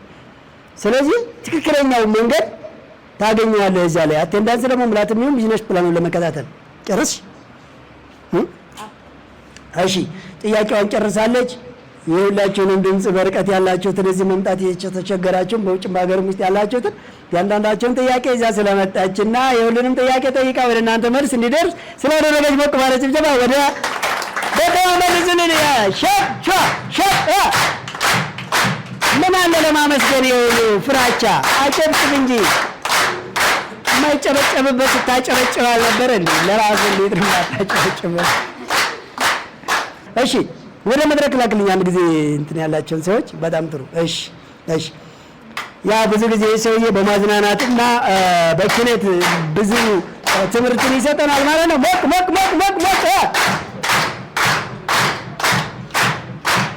መምህር ደምሳቸው ከምሁራን መንደር። እሺ ምንድን ነው ያዝከው? ግጥም። ርዕሷ ና ወዲህ ትላለች። ና ወዲህ ዘመዴ አዲስ መንገድ አለ የተግባር ውጤቱ የተንቀለቀለ። ና ወዲህ ዓለም ጨልሞብህ ግራ እየተጋባህ መንገድ ለጠፋብህ ከፊትህ የቆመ ጀግና ወንድም አለ። ኮምፓሱ እጁ ላይ ነው አቅጣጫ ሊሰጥህ ሁሌም ከጎንህ ነው በብዙ ነገር። በትንሿ ጀምር አትደናገር። ዝቅ በል ለተግባር ዝቅ ብለህ ተማር ይግባህ ቀመር። ጀግና መሆንህን ለዓለም አስመስክር። ጀግና መሆንህን ለዓለም አስመስክር። ነገርን ከስሩ ውሃን ከጥሩ ነውና ነገሩ። ወደ ስራ ግባ ይቅርና ቁማር ማቃውመሩ። ስንቱ ተሸውዷል እስኪ ለፍ በበሩ። ታዲያ ይህን ካወቅ አንተ ባላገሩ በላይ ሞርዴን ስማ ተመለስ በምክሩ። በላይ ሞርዴን ስማ ተመለስ በምክሩ። ካሜራ ብትደቅን በኪስ በደረቱ ዝም ብለህ አትልፋ ይቀመጥ በጀቱ። በካሜራ አይቆምም ሙስና ስርቆቱ። መች ተለወጠና ሕያው ጭንቅላቱ። መች ተለወጠና ሕያው ጭንቅላቱ። በጣም ያሳፍራል እውቅና መስጠቱ። ስብናን ገንብተህ በቀረች ጊዜ ሰርቶ በመለወጥ ውጣ ከትካዜ። እንዲህ ነበር እኮ የሚያምርብን እኛ መጥፎ ባይዘራብን ያከይሲ መጋኛ። መጥፎ ባይዘራብን ያከይሲ መጋኛ። ድህነት መንፈስ ነው ድህነት መንፈስ ነው። በድፍረት ሂድበት አቅሙ ካነሰም በላይ እንጥራበት። በጣምም ለማራቅ ሂያን ድገምለት። ሰልሰው ወዳጄ አለልህ ነፃነት። ሰልሰው ወዳጄ አለልህ ነፃነት።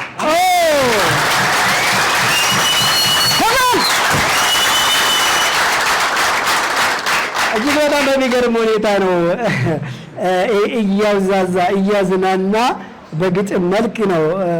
በነገራችን ላይ ስልጠና በሉ ይነካካልናል። የረሳነውን ቅለሳ ነው አይደለ? በጣም ጥሩ።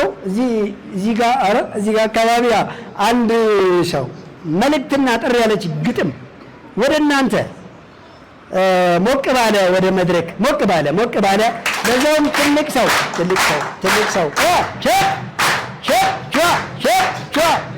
ከዚያችሁ በደንብ ሞቅ አድርጉልን እንጂ ምንድን ነው ያላችሁ? ማልበል እናትዬ አለሚቱ ከሐረር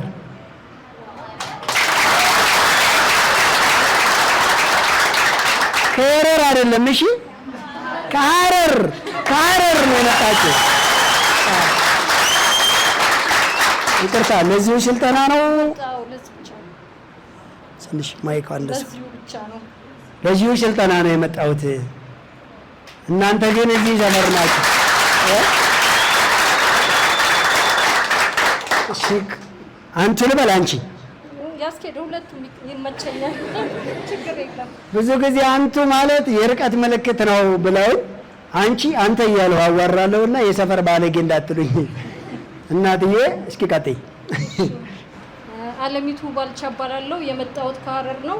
ሁለተኛ ዙር ሰልጣኝ ነኝ።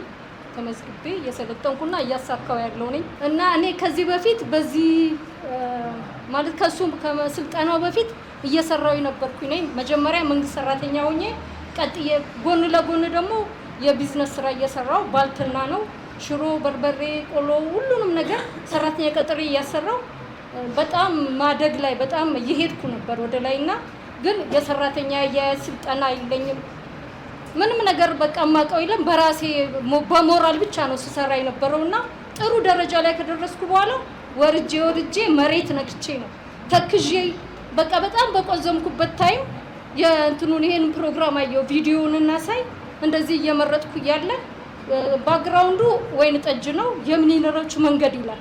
እነዚህ ሚሊነሮች የት ነው የሚሄዱት? ሊያውዬ ነው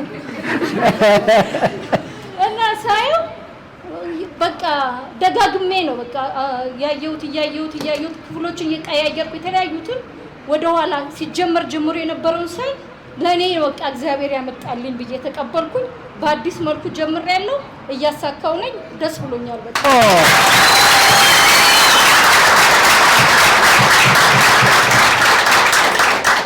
መድረኩን ካገኘው እኔ መናገር የምፈልገው ነገር አለና ስራን ስትሰሩ ሞራል የሚነካ ከጓደኛም ከቤተሰብም ከየትኛውም አቅጣጫ ሞራል የሚነካ ነገር ይመጣል። ለምሳሌ እኔ እናንተ እንድትማሩበት በተለይ ወጣቶች ሆናችሁ እድለኞች ናችሁ ይሄንን ማግኘታችሁ ማለት ነው።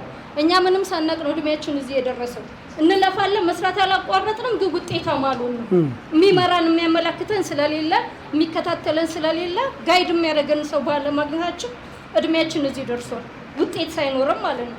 እናንተ ግን ከልባችሁ በቃ እውነት ነው ብላችሁ ተቀብላችሁ ተዋርዳችሁ ስሩ መጀመሪያ ላይ ስትነሱ ማለት ነው። ነገን ተስፋ አድርጋችሁ ነገ የት እንደምትደርሱ ያው ሞዴላችን አይደል? ያንን አስባችሁ በርቱ ላለው እናንተ እና ሞራል የሚነካ ምን እንደሚደረሰብኝ እኔ ስሰራ መንግስት ስራ ላይ ያለው ይሄንን ስሰራ ምንድነው አልጠግባይ ሁሉ ብለው እንደ አሽሙር ይናገራሉ ሰዎች። እንደገና እኛ ልጅ የለንም ማለት ከትዳር ከያዝኩ 25 ዓመት ልጅ የለንም። አንድም ቀን ግን ይሄ ጸብ ሆኖ ከባለቤቴ ጋር ተጣልተንበት አናውቅም። ብዙ ጊዜ ሚዲያ ላይ ያለው ሰዎች ልጅ ሳይኖራቸው ሲቀር በተለይ ሴቶች ሲሰደቡ በባል ወገን ሲናቁ ምናምን አውቃለሁ። ያኛ ያሆነብን አያውቅም። ግን ሰዎች ለማለት ታወርሰው ነው የምትለፋው፣ ለምንድን ነው የምትደክመው፣ አይበቃትም የምትበላው ባገኘች ምናምን የሚሉ አሉ። ስሩ፣ ልፉ። ልጅ ቢኖራችሁም ባይኖራችሁም የራበው ይብላ። እኔ ከሞትኩ በኋላ የራበው ይብላ፣ መብላት ያለበት ይብላ።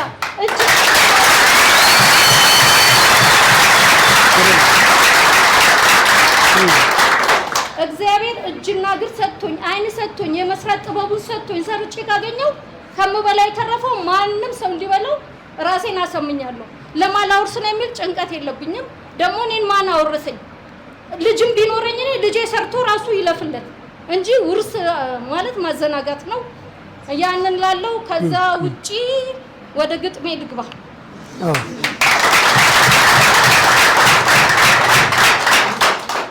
እኔ ባለቤቴ እንዲስ ጎበዞኝ ምናምን ሰራ ሲያኝ የማን ግርፍ ነሽ ምናምን ይለኛልና ለርሱ መልስ እንዲሆን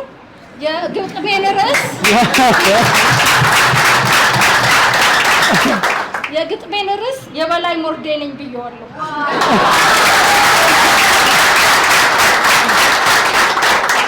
የበላይ ሞርዴ ነኝ የዚያ የቀብራራው ቢዝነስ ፕላን ይዞ ወገን የሚጣራው ደሃና ድህነት ይጥፋ ከሀገራችን ተነስ ተነስ ችላ አትበል ወገን ቁጭ አትበል አትቁም አትሩጥ ብቻ ስማይ ምክሬን ማንቀላፈት ይብቃ ተከተለኝ እኔን ከዜሮ ተነስተ ሚሊነር ላድርግህ ከጸያፊው ድህነት እኔ ነፃ ላውጣ ላሰልጥንህና ቢዝነስ ፕላን ልስጥህ አንተ ምርጫ ይሁን ለመለወጥ ሰርተ እኔ የደረስኩበት የሀብቱ ማማ ላይ ወደ ኋላ ልልም አንተም ደርሰሳ ላይ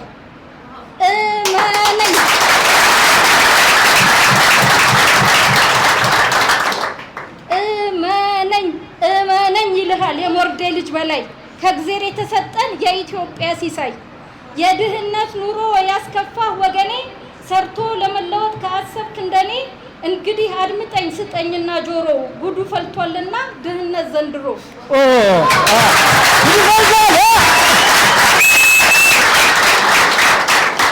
ባህር የከፈለው የሙሴ ያበትር እግዚአብሔር የሰጠው ወገን እንዲያሻግር ዛሬም የዘመኑ በላይ ሞርዴ የሚባል የድህነት በትር ከእግዚአብሔር ተቀብሏል ከባዶነት ወደ ሚሊዮንነት ጉዞ ሊያሸጋግረን ነው የሙሴን በትር ይዞ በፈርዖን ሰራዊት የተሰቃዩትን ሙሴን መረጠና የሚመራቸውን ከእግዚአብሔር በተሰጠው በዚያች ቀጭን በትር ከፍሎ እንዳሻገረ አስፈሪውን ባህር ዛሬም በዚህ ዘመን እግዚአብሔር የመረጠው በድህነት ላይ ዘመቻ የያዘው ነጋሪት ጎስሞ ደውሉን ደውሏል ቢዝነስ ፕላን ይዞ ተከተሉኝ ብሏል። እሱን ለመከተል ከኛ የሚጠበቀው በሞባይላችን እጃችን ላይ ባለው በኢትዮ ቴሌ ሲም ካርድ ላይ ሆነን በ09 808019 ሴቭ እንዳደረግን ኤምቲን በሜሴጅ ሴንድ እንለዋለን። አዎ ተመዝግበዋል የሚለው መልሱ ይመጣልናል። የማረጋገጫው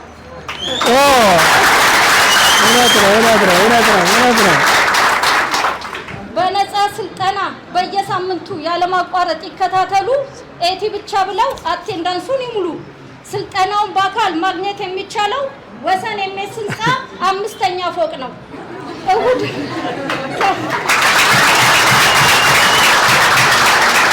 ስልጠና ነው አዳምጡ።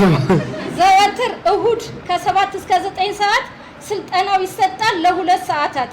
ቢያሻው በሀገሬ ቲቪ ቅዳሜ በምሽት የሚተላለፈውን ከ2 እስከ 4 ሰዓት አሊያም በማህበራዊ ድረገጽ አማራጩን አይተው በሚመቾት መንገድ ስልጠናውን ወስደው አቅራቢያው በሚገኝ ከ2 ባንደኛው ደብተር እንድትይዙ ከወለድ ነፃ አካውንቱን ከፍተው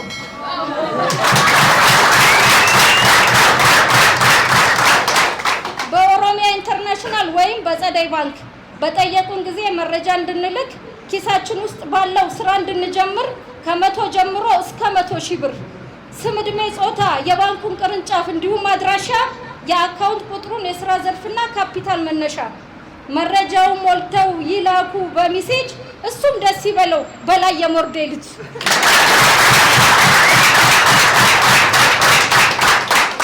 አጸፋዊ ምላሽ ከበላይ ሚዲያ የላኩት መረጃ ደርሶናል እንግዲያ ለለውጡ ዝግጁ መሆኑን ያረጋግጣል የሚለው ሜሴጁ በስልኮ ይገባል ይሉና ቀጥለው የሚሊነሮች መንገድ ያደርሱናል ደግሞ የሰልጣኝ መለያ የሆነ ልዩ ኮድ። እንግዲህ ይሄ ነው የመጀመሪያው ምዕራፍ ወደ ሀብታት ጉዞ ከበላይ ሞርዴ እጅ ቢዝነስ ፕላን ይዞ እድርና ቁቡን ተው የተባልነውን ወደ ኋላ ትተን ማህበራዊውን አድርጉ ተብሎ የተነገረንን ጎንበስ ቀና ብለን እናሳካዋለን። ጀምሩ ሲባል ስራውን ጀምረን የደረስንበትን በወር መጨረሻ እናሳውቃለን።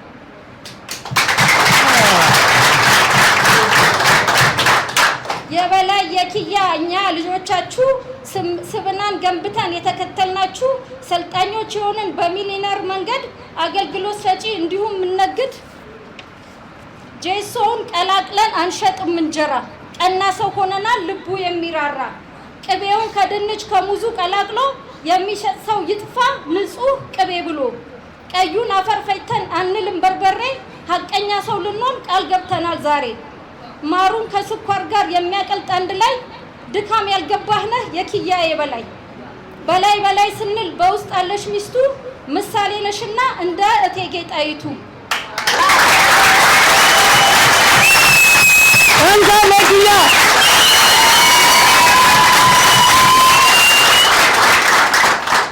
እኔ ላችኋለሁ መሬት ጠብ እንዳይል የበላይ ልፋቱ እኔ ላችኋለሁ መሬት ጠብ እንዳይል የበላይ ልፋቱ የግጥሙ ደራሲ ወይዘሮ አለሚቱ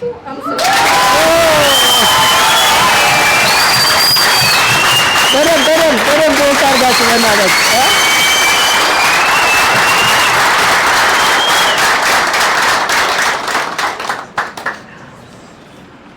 ጨርሻለሁ። ይሄ ስጦታ ይሆንልኝ። ሙሉ ተቀብለናል። በጣም ከልብ አመስግኑልን። የምር ነጥቡን አሁን አልያዝኩትም እንጂ ለባለፈው 50,000 ብር የሚያሸልመውን ጥያቄ አብዛኛውን ሳትመልሰው አልቀርም። በሙሉ ነው ሙሉ ነው። ስለዚህ ይህ ልዩ የስልጠና ሂደት ስለሆነ ወይዘሮ አለሚቱ የጻፉት በሚሊዮነሮች መንገድ መጽሐፍ ላይ እንዲካተት እናደርጋለን። ከነ ፎቶአቸው ነው። ካሜራማን መጨረሻ ላይ ፎቶ እንድታነሳለች ከነ ፎቶአቸው ነው ሚሊዮነሮች መንገድ መጽሐፍ ላይ የሚገቡት። በደንብ በጭብጨባ ወደ መቀመጫቸው መልሱልን።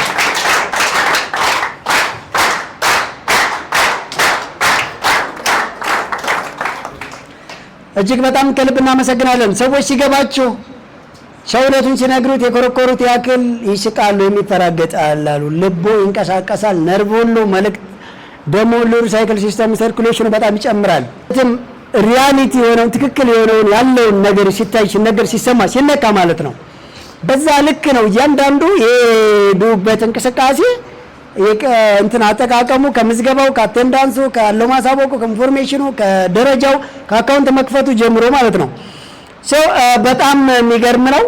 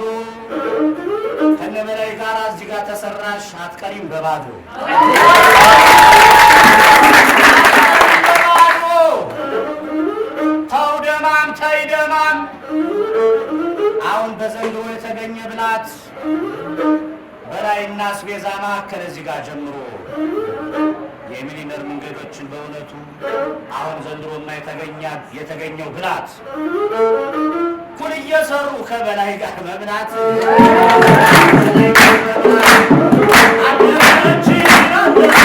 ጌታን ብለምነው ሀብት እንዲጨምር እኔ ሲያደርኩኝ ቦርጨ መጨመር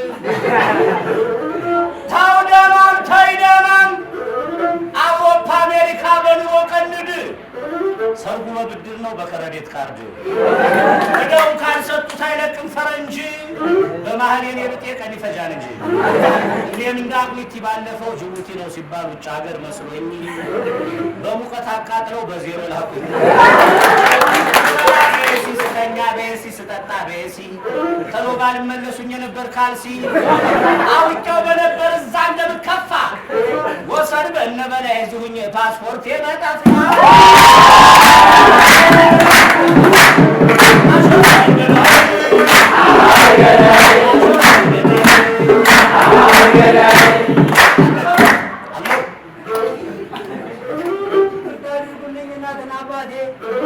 ይቅርታ አድርጉልኝ እናትና አባቴ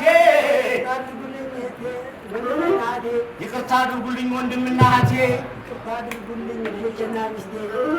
ይቅርታ አድርጉልኝ ልጆችና ሚስቴ ድህነት ሳይጠፋ አልገባም ለቤቴ ነው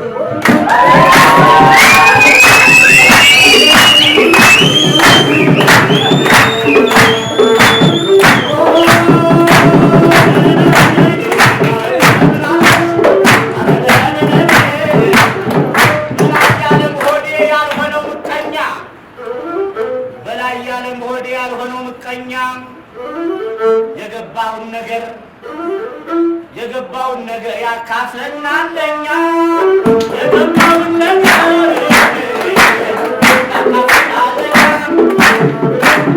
ሰርቶ የሚያገኘው ያካፍለናል ለኛ ገብስ ይሆን አንጠላ ባር ይሆን አንጠጅ እኛ የናፈቀን እንደዚህ ወገኑ የሚያበረታታ እንጂ በስምንተኛው ሺህ ዘመን ፈጣጣ ያለለት ሲገባ ያላለለት ወጣ።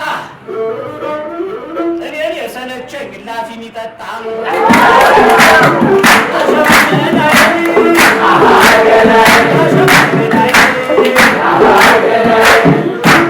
በእውነቱ ቅድም ያለችው ሙዙን ተቅቤ ጋር በርበሬን ከሸክላ ቀላቅሎ የሚሸጠው ኧረ እንዴት ሆኖ ነው ገንዘቡ የሚዋጠው? ገንዘቡ የሚዋጠው አሁን ገና ዛሬ ገና በርበሬን ከሸክላ ሙዝን ከቅቤ ጋር እንጀራን ከጀሶ ቀላቅሎ የሚሸጠው የዳሁን ገንዘብ በተሮሳ ይውጣው በተሮሳ ይልፈው ያንዱ ሀብታም ውሻ ሆዱን ይዘርግፈው።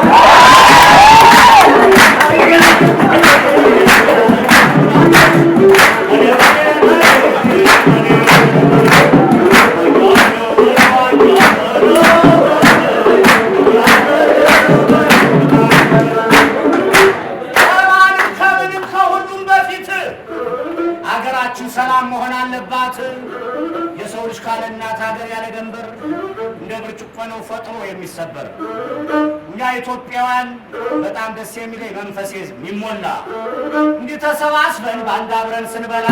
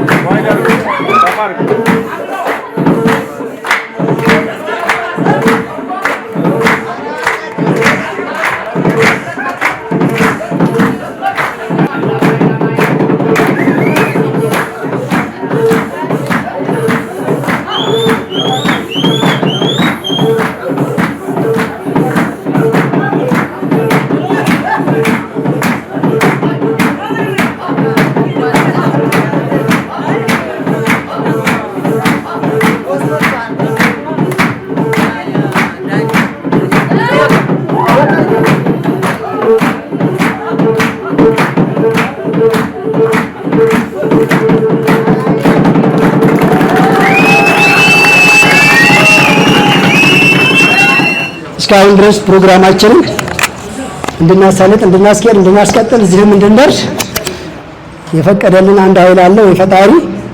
በምታምኑበት ሃይማኖት ለአንድ ደቂቃ ቀና ብለን ምስጋና እናቀርብ።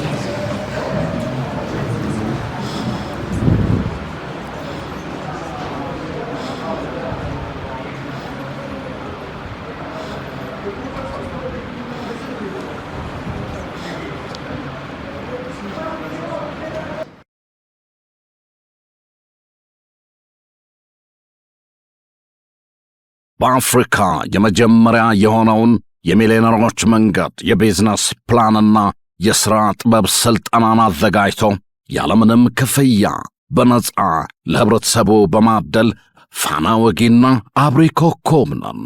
ታዲያ የዚህ ሁሉ የልህቀት ሥልጠናዎች ሙሉ ወጪያቸው በበላይ አትክልትና አስቤዛ ማዕከል ይሸፈናል። አስደማሚ ነው። እርሶም ከበላይ አስቤዛና አትክልት ሲሸምቱ በአገልግሎታችን ይደሰታሉ። በሀገራችን የቢዝነስ ስልጣኔ ላይ አሻራውን ያትማሉ። በአንድ ጠጠር ሁለት ወፍ ይሏል። ይህ ነው በላይ አትክልትና አስቤዛ።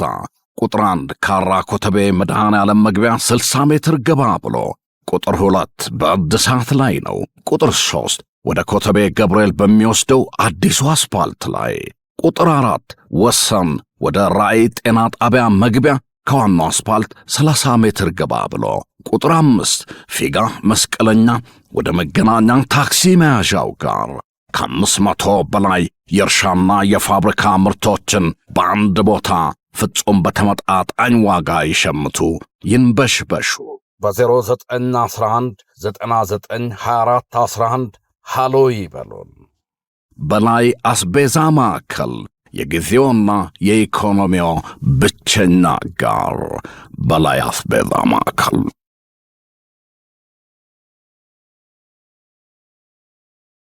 በጥናት በሥራ በምርት በንግዱ ሀብትና ትረፍርፈው ስኬት ጋር ሲሄዱ ጤና ካልቀደመ ከንቱ ነው መንገዱ።